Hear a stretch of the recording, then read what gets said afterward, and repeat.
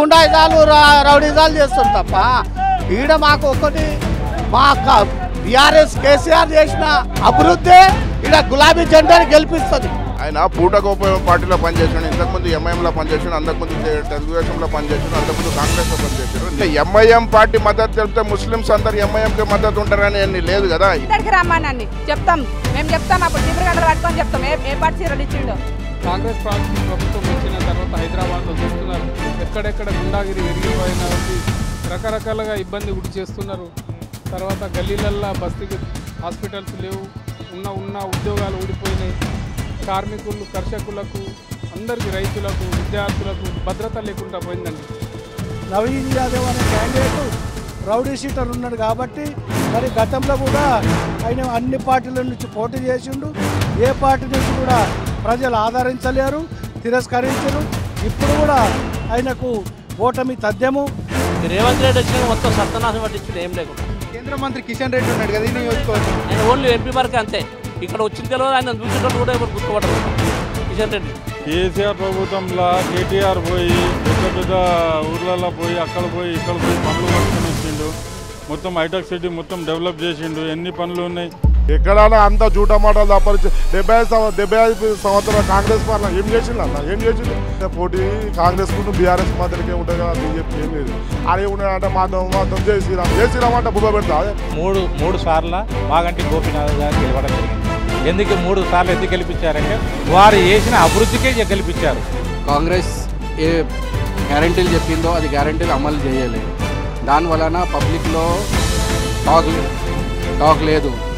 Public talk ఎక్కువ మాటికి BRS అనే ఉన్నది.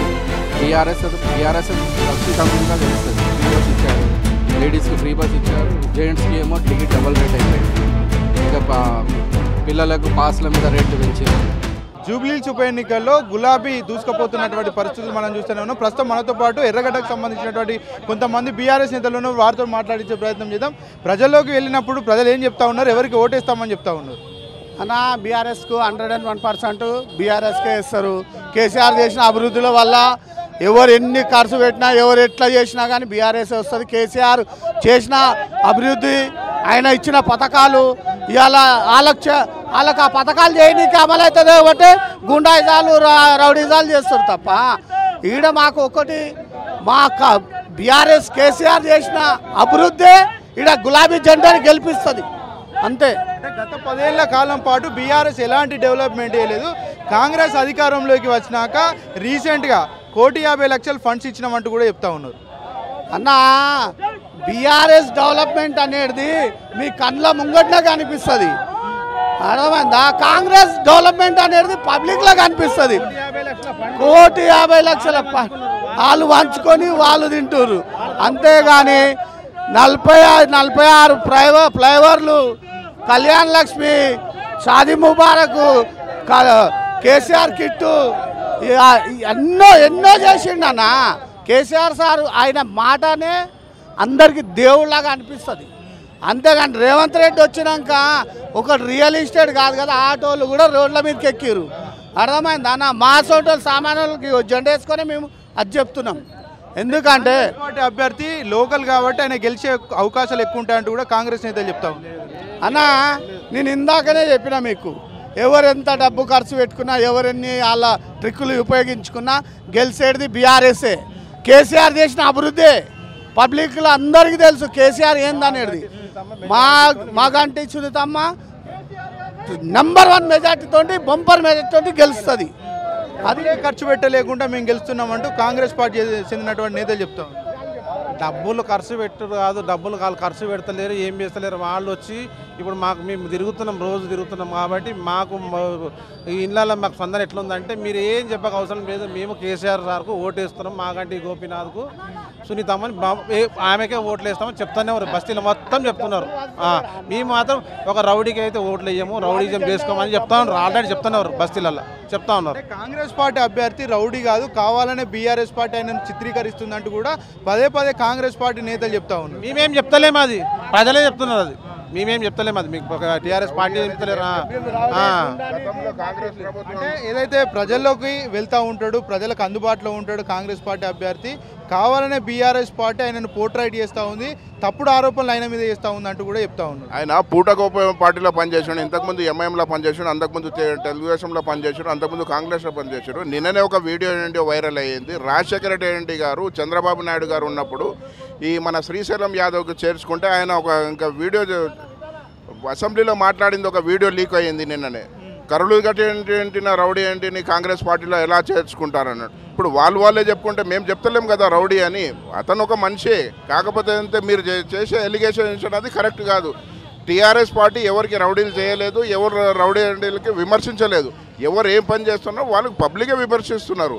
ఇంకోటి ఏంటంటే ఎక్కడ మేము ప్రచారానికి పోయినా అందరు అదే అంటున్నారు, ఏంది మాకు ₹1,00,000 కళ్యాణ్ లక్ష్మి షాదీ ముబారక్తో సహా తులం బంగారం ఇస్తాను అదే దగ్గర కొట్టిండు.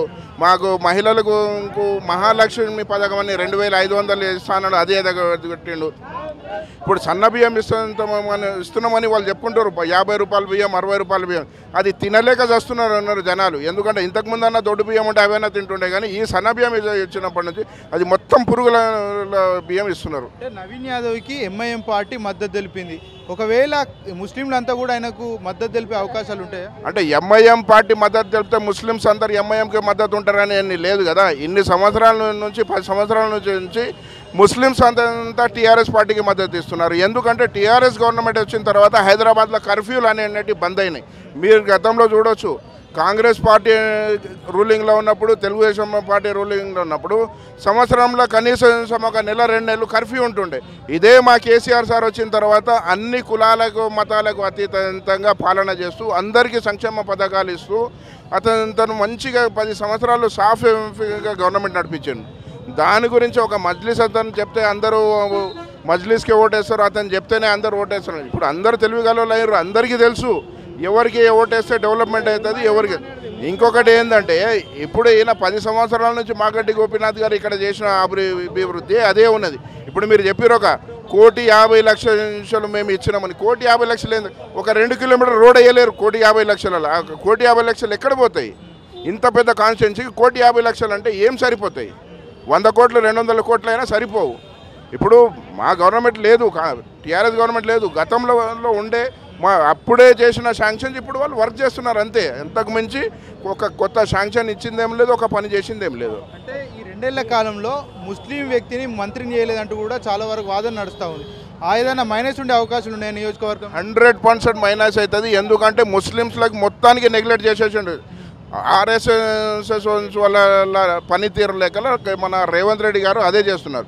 కనీసం ఒక ఇంకా ఎమ్మెల్సీ అన్న ఇచ్చి అతనికి ఒక మినిస్ట్రీ చేస్తుంటే మేము కూడా వాళ్ళకు ఏదో ఒక విధంగా సహాయపడేటోళ్ళం. ఈ 2 సంవత్సరాల మాకు ఎక్కడ అందుకని దొక్కింది మొత్తం మైనార్టీస్కే అతను.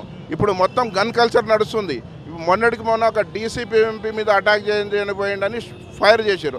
అలాంటి మా మైనార్టీస్ మీద ఎక్కువ దాడులు జరుగుతున్నాయి. మేము రోడ్డు మీద బిజినెస్ చేసుకున్నా ముందుగా మా బిజినెస్ తీస్తున్నాం. అలాంటి కక్ష కట్టి మైనార్టీల మీద కక్ష కడుతున్నారు. అంటే రేవంత్ రెడ్డి పదే మైనార్టీల మీద ఎందుకు కక్ష కడుతున్నారని మీరు భావిస్తూ ఉన్నారు? ఎందుకు కడుతున్నారు అది అతనికి అడగాలి, మేము చెప్పలేము కదా. మేము మా హక్కు అడుగుతున్నాము. మాకు ఒక ఎమ్మెల్యే ఇవ్వమని చెప్తాం. మొన్న 23 ఎలక్షన్లో అజరుద్దీన్కి ఇచ్చారు, మేము అతనికి స్వాగతించడము. ఈసారి మళ్ళీ అజరుద్దీన్కి ఇస్తే మైనార్టీ వాళ్ళు కొంచెం ఆలోచిస్తుండే. ఎందుకంటే ఒక మైనార్టీ మా ఎమ్మెల్యే అయితే మాకు కూడా ఒక మినిస్టర్ అవుతుంది, మా బాధలు కూడా చెప్పుకోనికి మా ఒక మినిస్టర్ ఉంటారని. ఇప్పుడు ఎవరు లేరు. మా కేసీఆర్ సార్ గవర్నమెంట్లో హోమ్ మినిస్టర్ ఇచ్చిండు, మన డిప్యూటీ చీఫ్ మినిస్టర్ ఇచ్చిండు, ఆర్థిక మంత్రిగా కూడా ఇచ్చిండు. చెప్పండి, మీరు నియోజకవర్గంలో మాగంటి సునీత గెలిచే అవకాశాలు ఉన్నాయి? ఎందుకంటే కాంగ్రెస్ పార్టీ నేతలు చెప్తా ఉన్నారు గెలిచే అవకాశాలు బీఆర్ఎస్ పార్టీకి లేవు, బీఆర్ఎస్ పార్టీ మొత్తం కూడా భూస్థాపితం అవ్వబోతుంది, పార్టీకి డిపాజిట్లు కూడా తక్కువ కూడా వాళ్ళు ఆరోపణలు చేస్తూ ఉన్నారు. ఎట్లా చూస్తారు? అది అబద్ధం అండి. ఫస్ట్ థింగ్ మన దగ్గర చూసుకుంటే బీఆర్ఎస్ ఆల్రెడీ విన్ అయిపోయింది, 100% విన్ అయిపోయింది. ఇప్పుడు చూస్తున్న ప్రభుత్వం మనం ఏదైతే చూస్తున్నామో కాంగ్రెస్ ప్రభుత్వం, అది మొత్తం అబద్ధాల కోరు ప్రభుత్వం. ఏదైతే వాళ్ళు ఇచ్చిన 6 గ్యారెంటీలు ఏదైతే ఇచ్చారో వాళ్ళు దాని మీద ఫస్ట్ మాట్లాడమని చెప్పేసి ప్రజల ముందుకు రావాలి. మేము ఏది కూడా మేనిఫెస్టోలో పెట్టలేదు, కేసీఆర్ ప్రభుత్వం ఏది కూడా మేనిఫెస్టోలో పెట్టలేదు.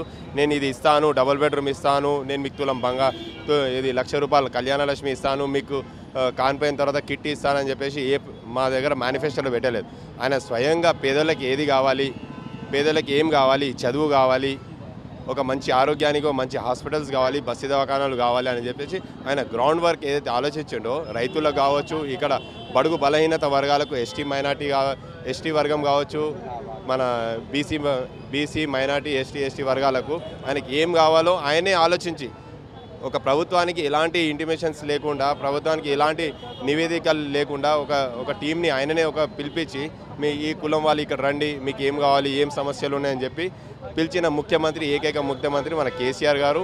అలాంటి ముఖ్యమంత్రి మళ్ళీ రావాలని కోరుకుంటున్నాం. 100% మళ్ళీ జూబ్లీ హిల్స్ నియోజకవర్గంలో మళ్ళీ టీఆర్ఎస్ జెండా ఎగరబోతుంది. నియోజకవర్గంలో కాంగ్రెస్ బీఆర్ఎస్ గెలవదు, కేవలం బీజేపీ పార్టీ మాత్రమే అల్టిమేట్గా ఉంది. ఆ బీజేపీ పార్టీని ప్రజలు ఆదరిస్తున్నారని చెప్తారు. లేదండి, బీజేపీ పార్టీ ఇక్కడ ఏం లేదండి. ఓన్లీ 15% మాత్రమే ఉంది. ఇక్కడ ఓన్లీ 15% మాత్రమే బీజేపీకి ఉంటుంది.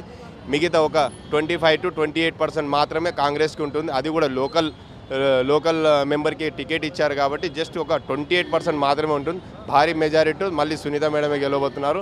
మళ్ళీ మాగంటి గోపీనాథ్ గారు ఏదైతే ఇక్కడ పనులు చేశారో అది శాశ్వతమైన పనులండి. అది రోడ్లు కావచ్చు, డ్రైనేజ్ సమస్య కావచ్చు, లేకుంటే ఇతర పేదోళ్ళ సమస్యలు ఏదున్నా కానీ ఆయన పబ్లిక్లో ఉండే లీడర్. ఆయన 24 hours ఆయన పబ్లిక్కే పనిచేశారు. ఆయన ఎప్పుడు కూడా పాలిటిక్లో వాళ్ళ ఫ్యామిలీని తీసుకురాలేదు, ఫ్రంట్లో పాలిటిక్లో ఎప్పుడు తిప్పలేదు. ఏదో దురదృష్టకరంగా ఆయన కాలం చెందడం, ఏదో మళ్ళీ సునీత మేడం మళ్ళీ అవకాశం రావడం అనేది అది మా అదృష్టం. అది మళ్ళీ మేము మా సునీతమ్మని మళ్ళీ గెలిపించుకుంటున్నాం. మెజార్టీతో కాంగ్రెస్ పార్టీ గెలవబోతుందంటూ కాంగ్రెస్ పార్టీ అభ్యర్థి ధీమా వ్యక్తం చేస్తూ ఉన్నారు. మీరేం చెప్తారు ఈ విషయం? అది ఊహ అండి, వాళ్ళ ఊహ. అట్లా అంటే మేము కూడా చెప్పుకోవచ్చు కాంగ్రెస్ పార్టీకి 1% కూడా రాదని మేము కూడా చెప్పవచ్చు. అది ఊహ మాత్రమే. మేము కూడా చెప్పొచ్చు అండి, అలాంటి మాటలు మేము కూడా చెప్పొచ్చు. కాంగ్రెస్ పార్టీకి 1% కూడా రాదని మేము కూడా చెప్పాలి. అది ఊహ వాళ్ళది. కాకపోతే రాబోయే అంటే ఒక 20 daysలో భారీ మెజారిటీతో 100% టీఆర్ఎస్ గవర్నమెంటే విన్ అవుతుంది. రాబోయే రోజులలో కూడా పాలించేది మళ్ళీ టీఆర్ఎస్ ప్రభుత్వమే. డెవలప్మెంట్ కావాలంటే మనకు కేసీఆర్ సారే రావాలి. అది మాత్రం ప్రజల్లో గట్టి విశ్వాసం ఉంది, గట్టి నమ్మకం ఉంది. ఎందుకంటే కేసీఆర్ గారు ఎలాంటి స్టేట్మెంట్ ఇవ్వరు, గ్యారంటీలు పెట్టారు, వ్యారంటీలు పెట్టారు. ఆయన ప్రభుత్వంలో ఏది పెడితే పిల్లలు బాగుపడతారు, ఏది పెడితే వృద్ధులు బాగుపడతారు, ఏది పెడితే ప్రజలకు అందుతుంది అనేది చూస్తారు. కానీ ఇది మామూలుగా చెప్పే విధంగా మనం వేరే మాటలు కూడా చెప్పవచ్చు, కానీ నేను వేరే భాష మాట్లాడలేదు, స్పష్టంగా మాట్లాడుతున్నా. ఇది మాత్రం మొత్తం దొంగ రాజకీయం జరుగుతుంది, చిల్లర రాజకీయం జరుగుతుంది. ఇప్పుడున్న ప్రభుత్వం మొత్తం చిల్లర రాజకీయం, దొంగ రాజకీయం. ఇప్పుడున్న లా అండ్ ఆర్డర్ మాత్రం మొత్తం భూస్థాపితం అయిపోయిందండి. లా అండ్ ఆర్డర్ ఎక్కడ కూడా పని చేయట్లేదు. ఎక్కడ పోయినా కంప్లైంట్స్ వెళ్తున్నాయి కానీ యాక్షన్ మాత్రం 100% ఉండట్లేదు. యాక్షన్ అసలే లేదండి. ఎక్కడ వెళ్ళినా ఏ డిపార్ట్మెంట్లో వెళ్ళినా చిన్న డిపార్ట్మెంట్ నుంచి పెద్ద డిపార్ట్మెంట్ వరకు కంప్లైంట్స్ ఇస్తున్నాము, కానీ ఒక్కటి కూడా పరిష్కారానికి దారి లేదు.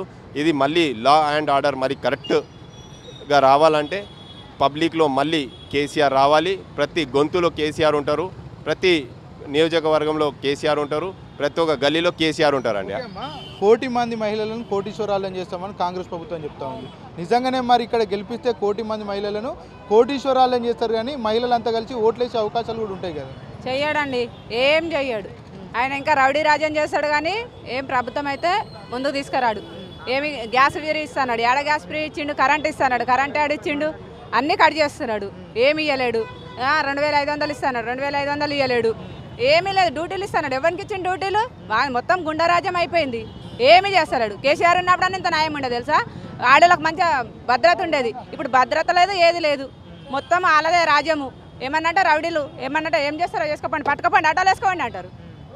ఎక్కడుందండి? పెద్ద పీట వేస్తున్నాం, ఫ్రీ బస్ ఇస్తున్నాం, 500 సిలిండర్ ఇస్తున్నాం. అదేవిధంగా మహిళలకు రానున్న రోజుల్లో నెలకు 2,500 కూడా ఇస్తామని చెప్తా ఉన్నారు. మహిళలంతా నమ్మే అవకాశాలు ఉన్నాయి. అస్సలు వచ్చినా రావద్దు కూడా, రావద్దనే కోరుకుంటున్నాం. మేమైతే కొబ్బరికాయలు కూడా కొడుతున్నాం దేవుళ్ళకు. బస్ ఎవడు పెట్టమన్నాడు? మమ్మల్ని కొట్టుకొని చచ్చిపోతున్నాం, మాడలం కొట్టుకొని చచ్చిపోతున్నాం. ఎంతమంది ముసలిళ్ళని అయితే నూకేస్తున్నారు తెలుసా. అది ఒకటే పెట్టండి, ఏం పెట్టలేడు. ఫ్రీ బస్సు పెట్టడం వల్ల మహిళలకు 3,000 నుంచి 6,000 వరకు మిగులుతూ ఉన్నాయి. తద్వారా మేము మహిళలందరికీ కూడా డబ్బులు ఇచ్చినట్టే కదా అని కాంగ్రెస్ సంబంధించినటువంటి నేతలు చెప్తా ఉన్నారు. ఎవడిచ్చిండు, ఏడిచ్చిండు, ఎడ మిగిలింది? రైతు బంధు వేస్తాడు, రైతు బంధు అసలు వేయనలేడు. తలగంగా మొన్న వేసిండు అంతే. ఎవరికి ఏం చేస్తలేడు. రావద్దు కూడా కాంగ్రెస్. కేసీఆర్ వేస్తేనే మాకు పనులు అవుతాయి మంచిగా. రుణమాఫీ చేస్తామని చెప్తా ఉన్నారు, పెద్ద ప్రచారం కూడా చేస్తా ఉన్నారు. 30,000 వరకు చేస్తాడు, 1,00,000 వరకు 2,00,000 వరకు చేస్తాడు, 30,000 కూడా చేయలేడు. చేసిన వాళ్ళకి చేసిండు, చేయని వాళ్ళకి గానేలేవాడు. 1,00,000 కంటే ఎక్కువ చేయనలేడు అసలు. ఏడ చేసిండు? రైతుల పండుగ పెద్ద ఎత్తున ప్రోగ్రామ్స్ కూడా చేసారు కదా రుణమాఫీ చేసినామని. ఏడ చేసిండు? అన్ని చేయలేడు. ఇంకా బస్సు అప్పుడు అన్నం కూడా పిరిగి పెడుతుండే, ఇప్పుడు అన్నం లేదు, ఏం లేదు. రోడ్డు మీద ఎక్కడో అక్కడ వంటూరు తెలుసా. బతుకమ్మ చీరలు అనిస్తుండే, చీరలు ఇవ్వలేడు. ఏమీ లేదు. ఒక పండు కృష్ణాస్ వస్తే కృష్ణాస్కి ఇస్తుండే కేసీఆర్. ఈయన ఏ దానికి ఇవ్వలేడు అసలు. వచ్చిండ అంటే వచ్చిండు అంతే. ఆ డబ్బులు ప్రభుత్వ హయాంలో మహిళలందరికీ ఏదైతే మరి పాషిగుడ్డల లాంటి చీరలు ఇస్తుండే, మా ప్రభుత్వం వచ్చినాక పట్టు చీరలు ఇస్తున్నామంటూ కూడా గొప్ప చెప్పారు కాంగ్రెస్ పార్టీ నేతలు. ముందడికి రమ్మనండి చెప్తాం, మేము చెప్తాం. అప్పుడు చీపురుగడ్డలు పట్టుకొని చెప్తాం ఏ పట్టు చీరలు ఇచ్చిండో. మా ముందడికి రమ్మని దమ్మ ఉంటే హరీశ్రావును, లేకుంటే మేము వస్తాం. ఏడికి సచివాలయం రమ్మంటే అడుగు వస్తాం. చెప్పండి మీరు మీడియాతో. కాంగ్రెస్ పార్టీ వాళ్ళు ఓట్ల కోసం ప్రజల్లోకి వెళ్తున్నారా? కాంగ్రెస్ వెళ్తురు తిరుగుతురు కానీ ఎవరు వెళ్ళరు, అక్కడ వేయరు. ఎట్లయినా టీఆర్ఎస్ఏ వస్తుంది. కన్ఫర్మ్గా చెప్తున్నా టీఆర్ఎస్ఏ వస్తుంది. ఏమంటున్నారు? వార్డులలో తిరుగుతుంటే ఇళ్లలో తిరుగుతూ ఉంటే ప్రజలు ఏం చెప్తా ఉన్నారు? మీకు ఎవరు కోటేస్తామంటున్నారు? ఎందుకంటే కాంగ్రెస్ పార్టీ కూడా 2 నెలల్లో చాలా డెవలప్మెంట్ చేసాం జూబ్లీహిల్స్ నియోజకవర్గంలో అని చెప్తాం. తెలుసు, చెప్పారు. ఏం చేయాలో ప్రజలకు తెలుసు. పక్క టీఆర్ఎస్కే వేస్తారు, కాంగ్రెస్కి వేయరు. కానీ చెప్పారు నోరుతో. ఇప్పుడు చెప్పినందుకు వాళ్ళ చెప్తాడు, మా చెప్తాడు మేమే కొట్టుకున్నట్టు అయింది. ఇప్పుడు ఆయననే టీఆర్ఎస్కే వేస్తారు. టీఆర్ఎస్కే వేస్తారు. ఇప్పుడు 50,000 మెజార్టీ తోటి మేమే గెలుస్తున్నాం. ఇక్కడ ఉన్నటువంటి అభ్యర్థి లోకల్ అభ్యర్థి, కాంగ్రెస్ అభ్యర్థి అంటూ కూడా కాంగ్రెస్ నేతలు చెప్తా ఉన్నారు. మరి ఆ క్యాండిడేట్ని చూసి ఏమన్నా ఓట్లేసే అవకాశాలు ఏమన్నా? అంతా ఊహ. ఎందుకంటే డబ్బులు ఇచ్చి కొంటాం అనుకుంటారు, కానీ డబ్బులు తీసుకుంటాం, మరీ తీసుకుంటాం, కానీ వేసేది మాత్రం టీఆర్ఎస్కే. మొత్తం ప్రజలకు అందరికి చెప్తాం కూడా. మేము గ్రూపులలో ఉన్నాము, గ్రూపులలో అందరూ కూడా జమ చేస్తాం కూడా. గ్రూపులలో మహిళలు ఏమనుకుంటున్నారు? ఎందుకంటే పావులకే వడ్డీ రుణాలు ఇస్తామని చెప్పారు కదా. పావుల వడ్డీ ఇచ్చినా సరే కానీ మేమైతే టీఆర్ఎస్కే వేస్తామంటాం. ఆయన దగ్గర తీసుకొని కూడా దీనికి వేస్తామని చెప్తున్నాం. పక్కా చెప్తున్నాం, మేమైతే 100% చెప్తున్నాం. ఓకే, మీరు చెప్పండి, ఎట్లున్నది కాంగ్రెస్ పాలన 2 ఏళ్ల కాలం పాటు? ప్రజలు ఏం చెప్తున్నారు పాలన గురించి? చెత్త పాలన అని అనుకుంటున్నారండి. ఈరోజు కాంగ్రెస్ ప్రభుత్వం వచ్చిన తర్వాత హైదరాబాద్లో చూస్తున్నారు, ఎక్కడెక్కడ గుండాగిరి పెరిగిపోయినా ఉంది. రకరకాలుగా ఇబ్బంది గురి చేస్తున్నారు. తర్వాత గల్లీలల్లో బస్తీకి హాస్పిటల్స్ లేవు, ఉన్న ఉద్యోగాలు ఊడిపోయినాయి. కార్మికులు, కర్షకులకు, అందరికీ, రైతులకు, విద్యార్థులకు భద్రత లేకుండా పోయిందండి. ఇప్పుడు ఇక్కడ బస్సులో ఉన్నటువంటి జనాలంతా కూడా బస్తీ దవాఖానకు వెళ్తారు. గతంలో వెళ్తూ ఉండే. ఇప్పుడు బస్తీ దవాఖానకు వెళ్ళినప్పుడు అక్కడ మందులు ఉండట్లేదు, డాక్టర్లు సకాలంలో ఉండట్లేదు, వైద్య సేవలు జరగట్లేదు అంటూ కూడా ప్రజలు వాపోతూ ఉన్నారు. నిజంగా అలాంటి పరిస్థితులు ఉన్నాయంటారా? ఖచ్చితంగా ఉన్నాయండి. బస్తీ దవాఖానలో ముందు డాక్టర్లను పెట్టి, రకరకాలుగా ట్యాబ్లెట్స్ పెట్టి, అన్ని విధాలుగా షుగర్ కానీ అన్ని రకాల ట్యాబ్లెట్స్ పెట్టి దవాఖానలు మంచిగా నడిచేటివి. ఈ కాంగ్రెస్ ప్రభుత్వం వచ్చిన తర్వాత దవాఖానలలో ట్యాబ్లెట్స్ లేవు, పేషెంట్లకు సరి అయిన సౌకర్యం లేదు, వాళ్ళకు బెడ్ లేదు, వాళ్ళకు ఉండడానికి కనీసం నీళ్ళు, వాటర్ వసతి కూడా ఏర్పాటు చేసే పరిస్థితి లేదండి. ఇది చాలా దారుణమైన పరిస్థితి ఉన్నది. ఈరోజు కాంగ్రెస్ ప్రభుత్వం ఓడిపోవాలని అది ప్రతి ఒక్కరు కోరుకుంటున్నారండి. గతంలో బీఆర్ఎస్ హయాంలో ఉన్నప్పుడు ఫ్లడ్స్ వచ్చినప్పుడు కుటుంబానికి 10,000 రూపాయల చొప్పున నష్టపరిహారం చెల్లించారు. మొన్న కూడా రీసెంట్గా కూడా ఫ్లడ్స్ వచ్చినాయి, చాలా వరకు కూడా నష్టం జరిగింది. ప్రభుత్వం తరపున ఏమన్నా నష్టపరిహారం లాంటిది ఏమన్నా వచ్చిందా? ఎలాంటి ఇవ్వలేరని మళ్ళీ దొంగతనమే చేసారు. ఫ్లడ్స్ వచ్చిన ఇండ్లల్లో బోకేలు ఏది ఉన్నది ఎత్తుకోపోయారు తప్ప ఇచ్చింది ఏం లేదు. వాళ్ళని తీసుకుపోయి షెల్టర్ ఇస్తా అన్నారు, అది లేదు. వాళ్ళని తీసుకొచ్చి డబుల్ బెడ్రూమ్లు ఇస్తా అన్నారు, అవి లేవు. వాళ్ళని తీసుకుపోయి ఎక్కడనో ఒక కాలనీని ఏర్పాటు చేస్తా అన్నారు, అది లేదు. ఎలాంటి వాళ్ళకు ఉద్దేశం అభివృద్ధి చేయాలని లేదు. ఎంతకొచ్చినా అంతకట్లా దోసుకోవాలని ఉన్నది తప్ప ఈ అభివృద్ధి పేరు అసలు లేదు. కాంగ్రెస్ పార్టీని చెత్త చెత్త చెత్త గవర్నమెంట్ ఈ భారతదేశంలో ఏదన్నా ఉన్నదంటే ఈరోజు మన తెలంగాణలో ఉన్న కాంగ్రెస్ పార్టీ మాత్రమే ఉన్నదని చెప్పుకోక తప్పదండి. లేని ప్రతి ఒక్క నిరుపేదకు ఇందిరం ఇస్తామని రేవంత్ రెడ్డి ఎన్నికల్లో భాగంగా అప్పుడు చెప్పిండు. మళ్ళీ ఎన్నికలు వచ్చినాయి, ఉప ఎన్నికలు. ఇక్కడ మరి పరిస్థితులు ఏ విధంగా ఉన్నాయి? ఇల్లు లేని నిరుపేదలంతా ఏమనుకుంటా ఉన్నారు? ఇల్లు లేని నిరుపేదలు ఈ ప్రభుత్వంలో ఇల్లు రాదు అని నిర్ణయించుకున్నారు ఆల్రెడీ. ఎందు గురించి అంటే దీని మీద ఆశ వదులుకున్నారు. బేస్మెంట్ కింద ఉన్న ప్లేసుకు ఫోటో, బేస్మెంట్కు ఫోటో, స్లాబ్ వరకు ఒక డెంటల్ వరకు ఫోటో, మీద ఒక ఫోటో, ప్రతి ఒక్కటి లక్ష ఇస్తామని చెప్పేసి ఎలాంటి లక్ష లేదు, తొక్కలేదు. ఎలాంటి డబ్బులు ఇవ్వకుండా కేవలం వాళ్ళను దినాల ముందు చేసి రాజకీయంగా వాడుకోవాలనే ఉద్దేశం తప్ప ఇప్పుడు లోకల్ బాడీ ఎలక్షన్స్లో కానీ ఈ లోకల్ మన జూబ్లీహిల్స్ ఎలక్షన్లో అందరికీ ఇస్తామని చెప్పారు. ఇస్తే వాళ్ళు ఎందుకు అయ్యారండి ఓటు? ఖచ్చితంగా ఇస్తారు. ఇస్తే ఏది ఇవ్వరు కాబట్టి వాళ్ళ మీద భరోసా ఎగిరిపోయింది. వీళ్ళు ఇయ్యరు అనేది కన్ఫర్మ్ అయింది, వీళ్ళు ఇవ్వరు అనేది తెలిసిపోయింది జనాలకు. కేవలం రాజకీయ లబ్ధి కోసమే ఈరోజు జూటా మాటలు మాట్లాడుతున్నారు గల్లీలలో. మంత్రులు కానీ, ఎమ్మెల్యేలు కానీ, మినిస్టర్స్ కానీ ఎలాంటి అభివృద్ధి చెందరని ఆల్రెడీ డిసైడ్ అయి ఉన్నారు జనాలు. ఖచ్చితంగా సునీతమ్మను గెలిపిద్దామని కోరుకుంటున్నారు నియోజకవర్గ ప్రజలు. జూబ్లీహిల్స్ నియోజకవర్గంలో బీఆర్ఎస్ పార్టీ ప్రచారంలో దూసుకువెళ్తూ ఉంది. ప్రజలంతా కూడా ఎప్పుడెప్పుడు బీఆర్ఎస్ పార్టీకి ఓటేద్దామంటూ కూడా చెప్తున్నట్లు బీఆర్ఎస్ నేతలు చెప్తూ ఉన్నారు. ప్రస్తుతం మనతో పాటు కొంతమంది ఎర్రగడ్డకు చెందినటువంటి బీఆర్ఎస్ నేతలు ఉన్నారు. వారితో మాట్లాడించే ప్రయత్నం చేద్దాం. చెప్పండి, మీరు ప్రజల్లోకి ప్రచారానికి వెళ్తూ ఉన్నారు, వెళ్ళినప్పుడు ప్రజలు మీకు ఏం చెప్తా ఉన్నారు? ఎందుకంటే గత బీఆర్ఎస్ ప్రభుత్వం గురించి చెప్తా ఉన్నారా, ఇప్పుడు ఉన్నటువంటి కాంగ్రెస్ ప్రభుత్వం గురించి చెప్తా ఉన్నారా, లేకపోతే బీజేపీ సెంట్రల్లో అధికారంలో ఉన్నటువంటి బీజేపీ పార్టీ గురించి చెప్తా ఉన్నారు? ఈరోజు మేము ఎర్రగడ్డ వార్డు ప్రచారానికి వెళ్తే మరి ప్రజల నుంచి బీఆర్ఎస్ పార్టీకి మంచి ఆదరణ లభిస్తున్నది. మరి బీఆర్ఎస్ పార్టీ తప్పకుండా ఎర్రగడ్డల 50,000 మెజార్టీతోటి తప్పక గెలుస్తుంది. మరి ఎందుకంటే ఇక్కడ ప్రజలు గలీలకు పోతే కాంగ్రెస్ పార్టీ వచ్చిన తర్వాత ఒక్క పని కూడా జరగలేదు. గతంలో బీఆర్ఎస్ పార్టీ చేసిన పనుల మీద టూత్ పాలిష్గా చేసి ప్రభుత్వ ధనం దుర్వినియోగం చేసి వాళ్ళు డబ్బులన్నీ కాజేస్తున్నారు. మరి ఇక్కడ క్యాండిడేట్ విషయానికి వస్తే నవీన్ యాదవ్ అనే క్యాండిడేటు రౌడీ షీటర్ ఉన్నాడు కాబట్టి మరి గతంలో కూడా ఆయన అన్ని పార్టీల నుంచి పోటీ చేసిండు. ఏ పార్టీ నుంచి కూడా ప్రజలు ఆదరించలేరు, తిరస్కరించరు. ఇప్పుడు కూడా ఆయనకు ఓటమి తథ్యము. తప్పకుండా ఈసారి కాంగ్రెస్ పార్టీ లోకల్లో ఉన్నటువంటి అభ్యర్థికే టికెట్ ఇచ్చింది. ఖచ్చితంగా కాంగ్రెస్ పార్టీ గెలవబోతుంది, లోకల్ వ్యక్తి కాబట్టి గెలవబోతున్నాడు అంటూ కూడా కాంగ్రెస్ పార్టీ చాలా వరకు విస్తృతంగా ప్రచారం చేస్తుంది, ప్రజల్లోకి తీసుకువెళ్తా ఉంది. మరి ప్రజలంతా లోకల్ అభ్యర్థిని గెలిపించే అవకాశాలు ఏమైనా ఉంటాయంటారా? ప్రజలు గతంలో కూడా ఆయన లోకల్ అభ్యర్థినే ఇక్కడ జూబ్లీహిల్స్ నుంచి పోటీ చేసిండు. మరి అప్పుడు కూడా తిరస్కరించారు ప్రజలు. అప్పుడు లోకల్ క్యాండిడేటే, ఇప్పుడు లోకల్ క్యాండిడేటే. కాకపోతే మరి ఇప్పుడు కాంగ్రెస్ పార్టీ వచ్చి 2 సంవత్సరాలు అయింది. మరి ఏ ఒక్క పథకం కూడా ఇవ్వలేదు. రైతులు అయితే గలీలకు పోతే అది మహిళలు వాళ్ళు చీపురు బట్టలు కట్టుకొని కొట్టేటట్టు ఉన్నారు.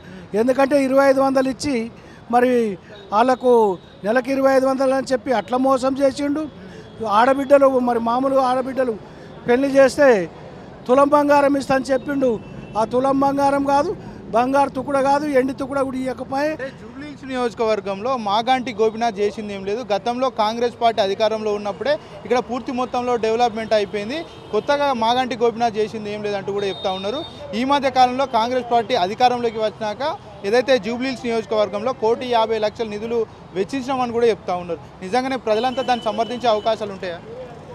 జూబ్లీహిల్స్ ఎలక్షన్ల గత 10 సంవత్సరాల నుంచి మాగంటి గోపీనాథ్ చేసిన పనులకు ప్రజలు మంచి స్పందన చూసి ఆయనకు 2 సార్లు గెలిపించారు.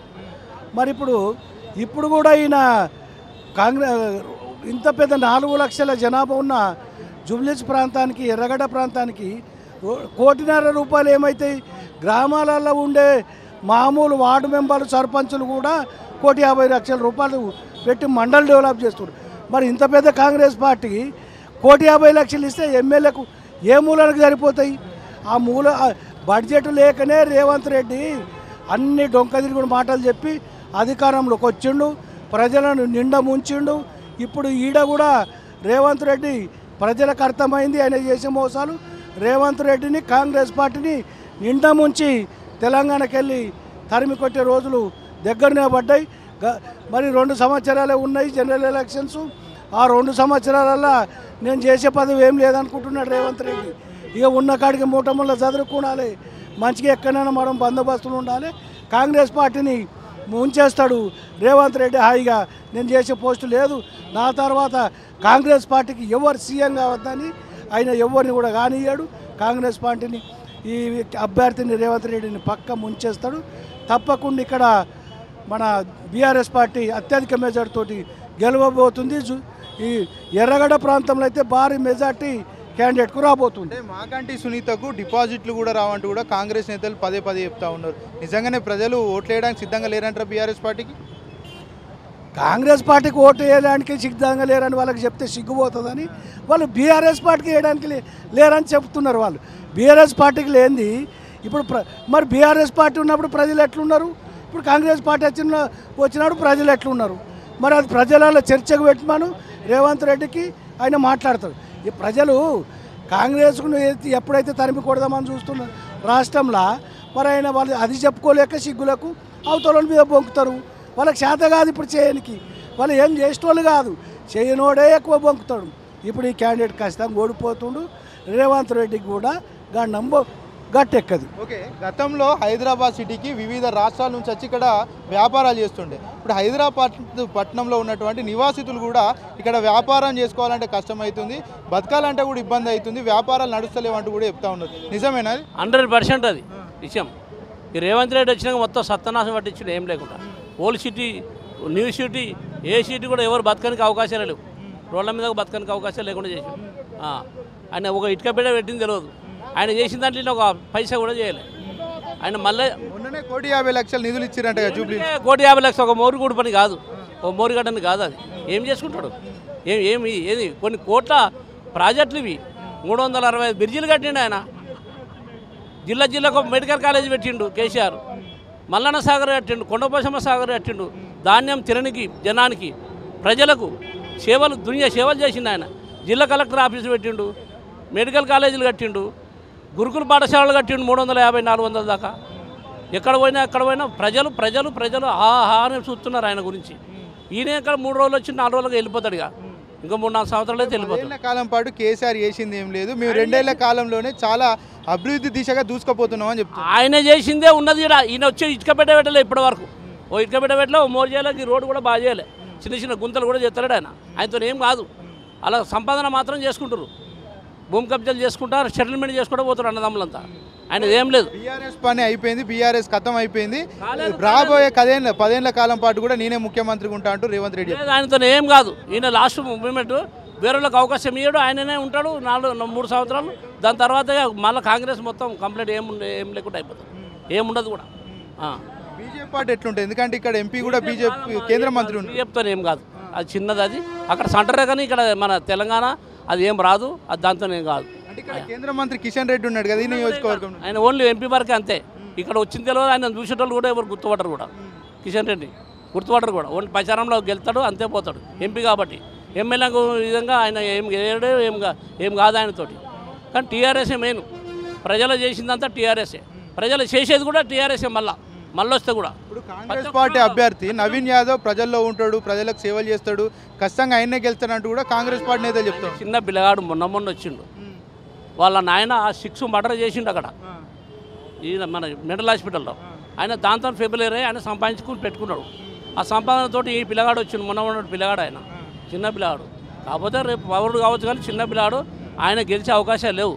ఈయన మగడు గోపినాథ్ ఇవన్నీ మంచి సంక్షమైన సమస్యలు పెట్టిండు, దునియా మంచిగా చేసిండు, రోడ్లు ఇండ్లు. శ్రీశైలం యాదవ్ మంచోడే, కేసీఆరే కావాలని ఆయన మీద కేసులు పెట్టించిండు అని చెప్తాం. అది కాదు, అది 6 మర్డర్ అయింది. నేను పోయి శవాలను చూసిన 6 శవాలను గిన్నెనే మెంటల్ హాస్పిటల్ జైల్లో కూడా ఉండి వచ్చింది కదా. మరి ప్రజలందరినీ ఆయనకి ఎందుకు వేయాలా?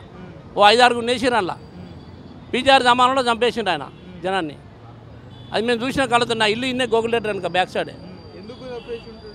ఇక వాళ్ళ అప్పట్లో రౌడీలు అని వాళ్ళ కుట్టాడలో అది మనకు అవసరం లేదు. కానీ ఇప్పుడు కేసీఆర్ విషయం మనకు అవసరం. మాగంటి గోపినాథ్ గెలవాలా, అలా భార్య గెలవాలా, అంతే. ఇక్కడ మాగంటి గోపినాథ్ సేవలు చేసిండు అనే విషయం అందరికీ తెలుసు. కాకుంటే మాగంటి సునీతకు రాజకీయపరమైనటువంటి అవగాహన లేదంటూ కూడా కొందరు చెప్తా ఉన్నారు. ఏమైనా మైనస్ అయ్యే అవకాశాలు ఉన్నాయి ఈ నియోజకవర్గంలో? దాని విషయంలో మాత్రం ఆమె నేర్చుకుంటుంది. ఇప్పుడు లేకుంటే ఇప్పుడు రాగానే అందరం అవుతామా? ఈయన ఉండేనా? ఈయన కూడా నేర్చుకున్నాడు కదా. ఈయన కూడా ఎమ్మెల్యే కాకుండా ఒక డైరెక్ట్ ఎంపీ అయ్యిండు, అంతే నేర్చుకున్నాడు. రేవంత్ రెడ్డి అంతా నేర్పుతూనే వస్తుంది సారు. తర్వాత వస్తూనే ఉంటుంది. అది అలా దిగినాక రాంగమల దిగినాక అన్నీ వస్తాయి. ఆడ కూర్చున్నాక అసెంబ్లీ కూర్చున్నాక అందరితో మాట్లాడుతుంటే చూస్తుంటే ఇప్పుడు మన ఆమె సబితా ఇంద్రారెడ్డి నేర్చుకోలేదా? ఆయన ఉన్నప్పుడు ఆమె బయటకే రాలేదు. ఆమె ఇప్పుడు బయటకు వచ్చి మాట్లాడతలేదా? ఆమె నేర్చుకోలేదా? ఎమ్మెల్యే కదా, మినిస్టర్ కాలేదా? ఆ విధంగా ఈమె కూడా అవుతుంది. ఇంకో విషయం ఏంటంటే మొన్న కాంగ్రెస్ నేతలు అంటున్నారు ఓట్ల కోసమే మాగంటి సునీత ఏడుస్తూ ఉంది, కన్నీళ్ళు పెడతా ఉంది అని చెప్తా ఉంది. కానీ వీళ్ళు ఏడిపిస్తుంటే ఏం చేస్తారు మరి? ఆమెను మా ఎత్తిపోసం మాటలతోటి మాట్లాడుతుంటే బాధ అనిపించదా? ఇప్పుడు ఏరియాలో పోతుంటే మేము యాడ్ చేస్తున్నాం ఆయనను. ఆయన యాడ్ చేస్తుంటే ఆమెకు బాధ అనిపించదా? ప్రతి కుటుంబంలో అది ఉన్నదే బాధ. కొద్ది రోజుల మందమే కదా సార్ అది బాధ. మొన్ననే కదా ఆయన కాలం చేసింది. మరి బాధ ఉంటుందా? ఈ రాజకీయంలోకి వచ్చినా బాధ ఉంటుంది, రాకున్నా బాధే ఉంటుంది. ఆమెకు 100% బాధ ఉంటుంది. మధ్యకాలంలో ఏదైతే కాంగ్రెస్ పార్టీలో కావచ్చు, ప్రభుత్వంలో కావచ్చు, మంత్రులు లొల్లిలు పెట్టుకుంటున్నారు. ప్రజల్లో అది ఎట్లా పోతుంది? సంకేతం ఎట్లా పోతుంది? ఏం కాదు సార్, అది మామూలుగా కామన్ అయ్యేది. మళ్ళీ గెలిచినాక అంతా కామన్ అయిపోతుంది. ఆమె అందరితో కలిసిపోతుంది. ప్రజలైతే టీఆర్ఎస్ కావాలంటారు. చిన్నపిల్ల కాంచెలు ముసలోళ్ళ కాంచెలు వయసులో దాకా అందరి దాకా ఒక్క బతుకమ్మ ఇవ్వలేదు కదా ఈయన ఇప్పటి వరకు ఒక్క బతుకమ్మ ఇవ్వలే ఎవరికి ఈయనప్పుడు ఆయన ఏం గెలుతున్నట్టు ఆయన ఏదో నేను ముఖ్యమంత్రి కావాలని కోరిక పెట్టుకున్నాడు ఆయన నేను రావాలని చెప్తుండు కదా నేను ముఖ్యమంత్రి కావాలని అనుకున్నా నేను దించాలనుకుని దించిన నా కోరిక తిరిగిపోయింది ఇక నేను చేసేది ఏం లేదు కథం అయిపోయింది రేవంత్ రెడ్డిది ఆయన ఒకటే మాట అన్నాడు నేను దించాలని అనుకున్నా దించిన నేను కూర్చోవాలని అనుకున్నా కూర్చున్నా ఇక నా జిమ్మదారు అంతేగా నేను సీఎం కావాలనుకున్నా గిన్నెస్ బుక్కలు ఎక్కాలనుకున్నా ఎక్కినా ఇక దాని తర్వాత దేవుడు ఎరుగు ఆయనకు ఆయన చేసే పనులు ఏం లేవు చేసేది ఏం లేదని చేయడు కూడా అప్పుల పాలు ఉన్నాయి తెలియదు ఆయనకు ఫస్ట్ తెలియదు ఎందుకు వచ్చిండు అప్పులు ఉన్నాయి తీరుతున్నాడే ఇప్పుడు పెద్ద కొడుకు సారు నువ్వు పెద్ద కొడుకున్నావు నేను పెద్ద చిన్న కొడుకునున్నా నువ్వు పెత్తనం ఎత్తుతున్నావు అయ్యో తప్ప నువ్వు ఎత్తుకున్నప్పుడు నువ్వు నీకు అప్పులున్నాయి తెలియదు ఇంట్లో పెత్తనం ఎత్తుకున్నప్పుడు చేస్తాడు మరి ఆయన పథకాలు కూడా చేసిండు కదా మంచి మంచి ప్రాజెక్టులు కట్టే అన్ని ప్రతి ఒక్కటి పింఛన్ల కాంచెలు ప్రాజెక్టు కాంచెలు ఆయన అనుకునే అన్ని ఇచ్చిండు ఏది వాగ్దానం చేసి అవన్నీ ఇచ్చిండు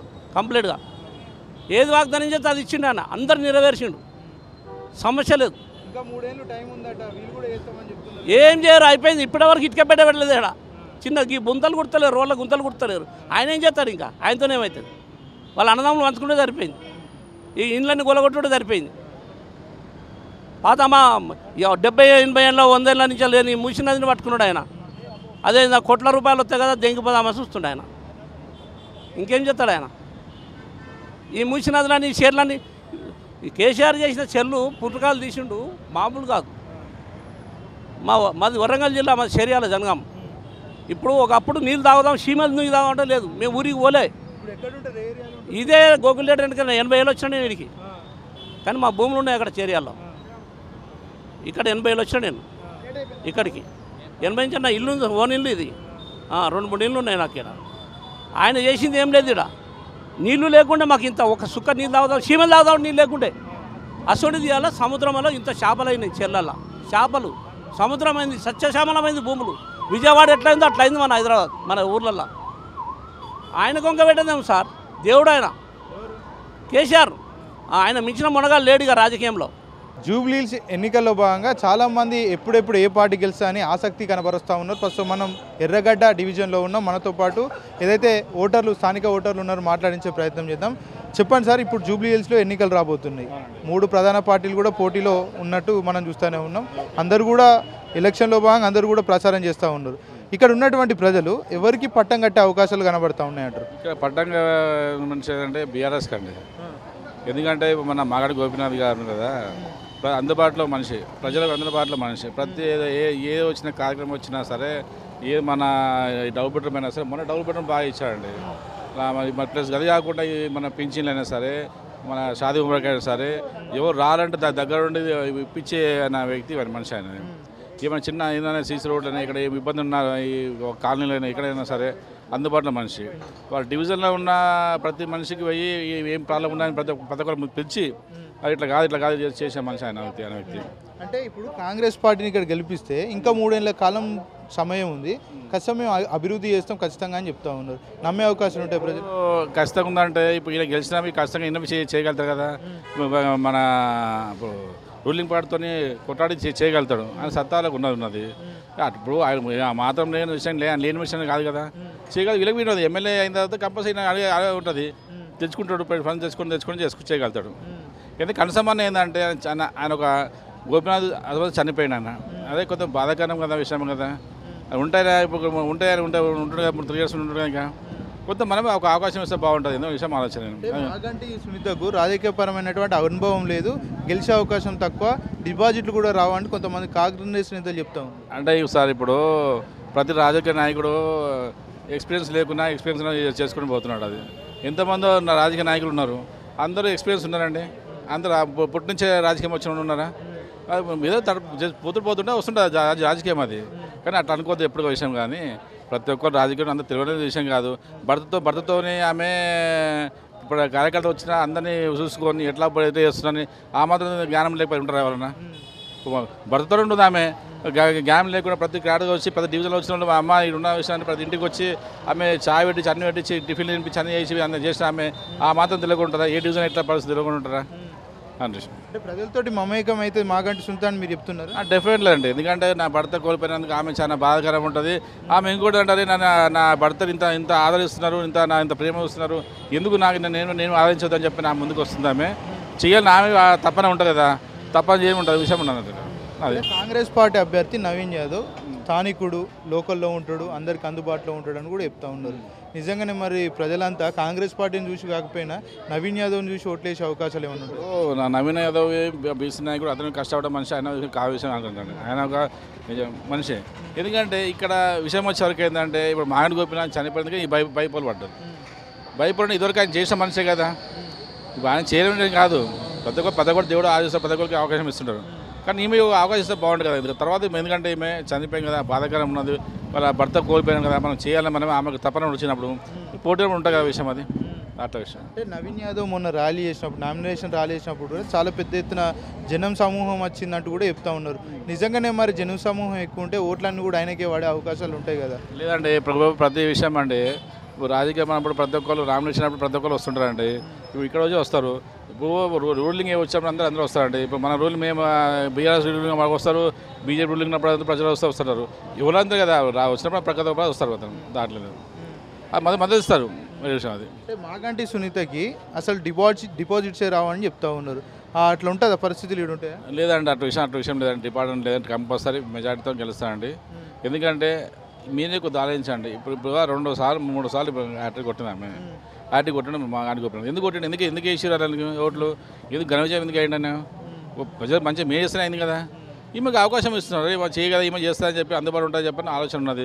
ఒక ఆడపడుచు కదా, ఆడపడుచు ఏమన్నా కనీసం కనికరం ఉంటుందని చెప్పి మన ముందు అందుబాటులో ఉంటుందని చెప్పని ఆలోచన బట్టి ఉన్నారు. మాగంటి సునీత ఓట్ల కోసమే ఏడుస్తుంది, ఓట్ల కోసమే కన్నీళ్ళు గారుస్తుంది అంటూ కూడా కాంగ్రెస్ పార్టీకి సంబంధించినటువంటి కొంతమంది వ్యక్తులు చెప్తా ఉన్నారు. నిజంగానే అలాంటి పరిస్థితులు ఉంటాయంటారా? లేదండి, ఇప్పుడు భర్తని నువ్వు ఏదో చేసినా వాళ్ళ అన్నవారికి ఆమె ఏడ్చింది కదా. ఇప్పుడు భర్త కోల్పోయినట్టు నువ్వు భర్తను నువ్వు కావాలని నువ్వు ఇది చేసినావు అది చేసినానంటే ఆమె ఏడ్చుకుంటూ ఉంటుందని చెప్పి, నా భర్త నేను ఇంత మంచిగా చేసుకుని వచ్చి నా భర్త మీద నిందలేస్తున్నావు అని చెప్పి బాధపడుతుంది. ఆమె ఏడ్చినంత తప్ప ఏం లేదు కదా. ఇప్పుడు ఆమె ఆ నింద ఎందుకు ఇవన్నీ ఆమె నిందిస్తారు, ఆమె ఏడ్చినంత తప్ప ఏం లేదు. ఆమె అట్లా ఉద్దేశం లేదు, ఆమె గట్టిగా ఉంది. అటుకి వాళ్ళ మన టీఆర్ సపోర్ట్ ఫుల్ గట్టిగా ఉన్నది, వాళ్ళు సపోర్ట్ ఉంది, వాళ్ళకి సపోర్ట్ చేస్తున్నాడు. మంచిగానే ముందుకు వెళ్దామని ప్లాన్ చేస్తున్నాం. 1.5 నిధులు జూబ్లీహిల్స్ నియోజకవర్గానికి ఇచ్చాం, ప్రజలంతా మా వైపే ఉన్నారు, ముందు కూడా ఇంకా పెద్ద ఎత్తున డెవలప్మెంట్ చేస్తాం జూబ్లీహిల్స్ నియోజకవర్గాన్ని అంటూ కూడా కాంగ్రెస్ పార్టీ నేతలు కావచ్చు, రేవంత్ రెడ్డి కావచ్చు, మంత్రులు కావచ్చు చెప్తా ఉన్నారు. మీరు ఏం చెప్తారు ఈ విషయం? అంటే ఇప్పుడు ఉండాలండి, రూలింగ్ పార్టీ ఉంది, కంపల్సరీ డెవలప్మెంట్ చేస్తే విషయం కాదండి. ఇప్పుడు ఉన్నదండి కొద్దిగా మీరు ఏంటంటే విషయం కొద్దిగా అర్థం చేసుకోండి. ఇప్పుడున్నది అవకాశం, అతనికి అవకాశం ఇవ్వాలి, ఇద్దరికి అవకాశం ఇవ్వాలి. ఇక పబ్లిక్ ఉందండి, అది ఇక పబ్లిక్ దాన్ని బట్టి మేము గెలిచే అయితే మా అవకాశాలు అయితే మేము బీఆర్ఎస్కి ఉన్నాయండి. ఇక తర్వాత చెప్పలేము దాన్ని, ఎందుకంటే అది భగవంతు అది కంపల్సరీ. ఇప్పుడు మన పోటీ ఉంటుంది, అది చెప్పలేము, మన చేతులు ఉండదు కదండి. అది ఎట్లా గెలిచే బీఆర్ఎస్ పార్టీ కనుక గెలిస్తే ఎంత మెజారిటీ వచ్చే అవకాశాలు ఉంటాయి? నా ఇంచాల మీద 30-40 వేలు చేద్దాం సార్, అంతే 30-40 వేలు అంతే. బీఆర్ఎస్ పార్టీనే గెలుస్తుంది అన్న, ఎట్లయినా కంపల్సరీ. ఎందుకంటే ఆయనకే ఎక్కువ ఓట్స్ వస్తాయని అనుసారం ఉంది, అన్ని జాగాల అదే నడుస్తున్నది. కాంగ్రెస్ది ఎవరు చెప్తలేరు ఏమో, ఎందుకంటే వాళ్ళు ఏం పని చేయలే, ఇప్పుడు వరకు 2 సంవత్సరాల నుంచి ఒక్క పని కాలే. 1,50 లక్షలు ఇచ్చిరట నియోజకవర్గానికి, జేబులో పెట్టుకున్నారు కదా సార్. పబ్లిక్కి ఏమొచ్చినాయి, పబ్లిక్కి ఏమైనా వచ్చినా ఏం డెవలప్మెంట్ చేయలే, ఏం రోడ్ చేయలే, ఏది చేయలే. మీరు పోయి చూడండి సిటీలో ఇంకా ఎంత ట్రాఫిక్ పెరిగింది, ఎంత ప్రాబ్లమ్స్ అవుతున్నాయి, మొత్తం క్రియేట్ అవుతున్నాయి కాంగ్రెస్ గవర్నమెంట్ గురించి. ఫస్ట్ మేము చెప్తుండే కాంగ్రెస్ వస్తే మంచిగా ఉంటుంది, ఎందుకంటే జియో జీనోదో అని చెప్తారు. కానీ ఇప్పుడు అట్లా ఏం లేదు, జీనోదోక సమస్య ఏం లేవు. అందరూ మోసపోతున్నారంటే బీదోళ్ళే మోసపోతున్నారు, పెద్దోళ్ళు జాగాలో ఉన్నారు. రియల్ ఎస్టేట్ మొత్తం రేవంత్ రెడ్డి దావోస్ పోతున్నాడు కదా అన్న, దావోస్ పోయి కంపెనీలు పట్టుకొని వచ్చిన పెట్టుబడులు తెచ్చినా అని చెప్పి ఏం వచ్చినాయి అన్న, ఏం కంపెనీ రాలే, ఏం వచ్చినాయి చెప్పండి, ఎక్కడ వచ్చినాయి చూపెట్టండి. కేసీఆర్ ప్రభుత్వంలో కేటీఆర్ పోయి పెద్ద ఊర్లలో పోయి అక్కడ పోయి ఇక్కడ పోయి పనులు పట్టుకొని వచ్చిండు. మొత్తం హైటెక్ సిటీ మొత్తం డెవలప్ చేసిండు. ఎన్ని పనులు ఉన్నాయి హైటెక్ సిటీలో, బయట నుంచి వచ్చి ఇక్కడ బతుకుతున్నారు మనుషులు, ఇక్కడ ఉన్న వాళ్ళకి పని లేదు, అంతా ఘనం అయిపోయింది. ఇక్కడ కేటీఆర్ 10 ఏళ్ళు ఐటీ శాఖ మంత్రి కూడా ఏం చేయలేదు. ఇప్పుడు ఉన్నటువంటి శ్రీధర్ బాబే పెద్ద ఎత్తున ప్రణాళికలు చేస్తూ ఉన్నాడు. ఖచ్చితంగా తొందరలో కంపెనీలు వస్తాయని చెప్తా ఉన్నారు. ఇంతే వస్తాయి సార్, ఎప్పుడు వస్తాయి, ఎప్పుడు డెవలప్మెంట్ అవుతాయి, ఎన్ని సంవత్సరాలలో అవుతాయి ఉంటే ఒక నెలలో అయిపోతుందా, 2 నెలల్లో అయిపోతుందా? ఆయన పోవాలా, తేయాలా, చేయాలా, 5 సంవత్సరాలు వెళ్ళిపోతాయి అవి. ఆ 5 సంవత్సరాలలో ఏమవుతాయి చెప్పండి? ఇంకా మొత్తం మనుషులు చచ్చిపోతారు. ఇప్పటికే అప్పులు అయిపోయినారు, బీదోళ్ళు అయితే చచ్చిపోతున్నారు, పని లేకుండా, కారోబార్ లేకుండా, ఏం లేకుండా.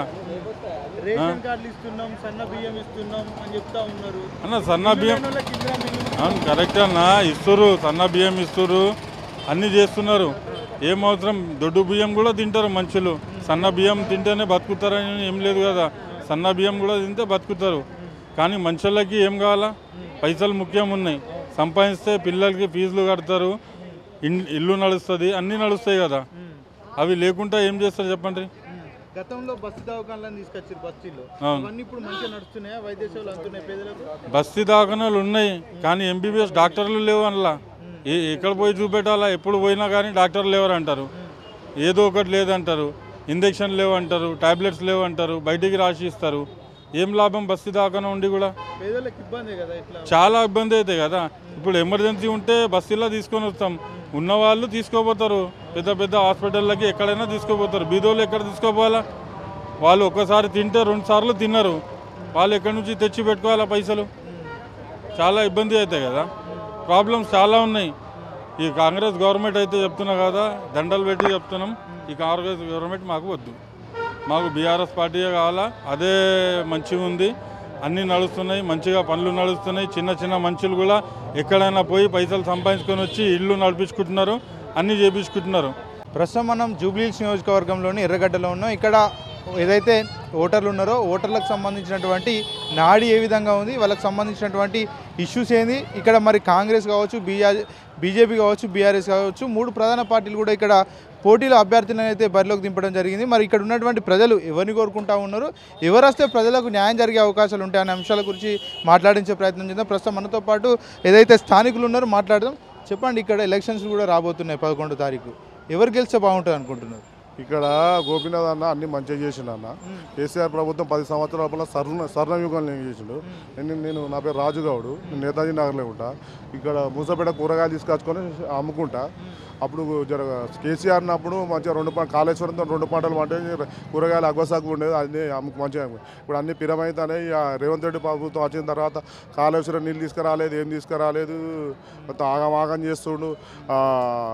రైతు బంధు ఏమంటే రైతు బంధు వేయలేదు, అది 2 లక్షల మాఫీ అయినా 2 లక్షల మాఫీ చేయలే, ఏం చేయలే, మొత్తం ఆగం చేస్తూ రియల్ ఎస్టేట్ మొత్తం పేదోళ్ళకి బుల్డోజర్లు వస్తున్నాయి, మా దగ్గర బుల్డోజర్ వస్తున్నాయి, పేదోళ్ళ ఇళ్ళలో పోతూనే లేవు, అన్ని ఊల కొడతాడు, ఇక్కడక్కడ మొత్తం బదనాం చేస్తుండు మొత్తం ప్రభుత్వం. ప్రాజెక్టులో భారీ అవినీతి జరిగిందని పదే చెప్తా ఉన్నాడు, దాంట్లో లక్షల కోట్ల స్కామ్ జరిగిందంటూ రేవంత్ రెడ్డి పదే చెప్తా ఉన్నాడు. ప్రజలు ఏమనుకుంటున్నారు దీన్ని? అన్న, ఒక పెద్ద ప్రాజెక్టు కడితే మనం అప్పులు తీసుకొస్తాం, అప్పుల వలన కొంచెం అప్పులు అవుతాయి, ఆ అప్పుల వలన ప్రజల జీవన ప్రమాణాలు పెరుగుతాయి అన్న. ప్రజలు ఇప్పుడు ఒక పంట పండితే 2 లక్షలు, రెండు పంటలు పండిస్తే 1,00,000 వరిధాన్యాలు పండి, 1,00,000 కోట్ల వరిధాన్యాలు పండి. పంజాబ్ తర్వాత మనమే అయినాం తెలంగాణలో. అంత పెద్ద ఆర్థిక స్థితి నుంచి పెద్ద స్థితి తీసుకొచ్చి 2వ స్థానం తీసుకొచ్చిండు. జీడిపి పెంచిండు. ఎవరు పెంచిండన్న? తెలంగాణ ప్రభుత్వానికి ఒక చిహ్నం లెక్క చేసిండు.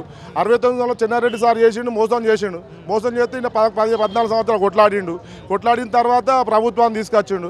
ప్రభుత్వం 2 సంవత్సరాలు 10 సంవత్సరాలు పరిపాలించిండు. అందరికీ 200 పింఛన్ల నుంచి 2,000 చేసిండు. కుంటోళ్ళకు గుడ్డోళ్ళకు 3,000 ఇచ్చే. అంటే నేనే గొప్పగా పరిపాలిస్తున్నా, గత ప్రభుత్వాలు ఇవి కూడా ఇంత పెద్ద ఎత్తున అభివృద్ధి జరగలేదు, ఏ ప్రభుత్వంలో వేయలేదు, ఈ ప్రభుత్వం మాత్రమే అభివృద్ధి చేస్తుంది, అభివృద్ధి దిశలో ముందుందంటూ రేవంత్ రెడ్డి చెప్తా ఉన్నారు. ఎక్కడైనా అంత జూట మాటలు తప్పరిచి 75 సంవత్సరాల కాంగ్రెస్ పాలన ఏం చేసిండు అన్న? ఏం చేసిండు?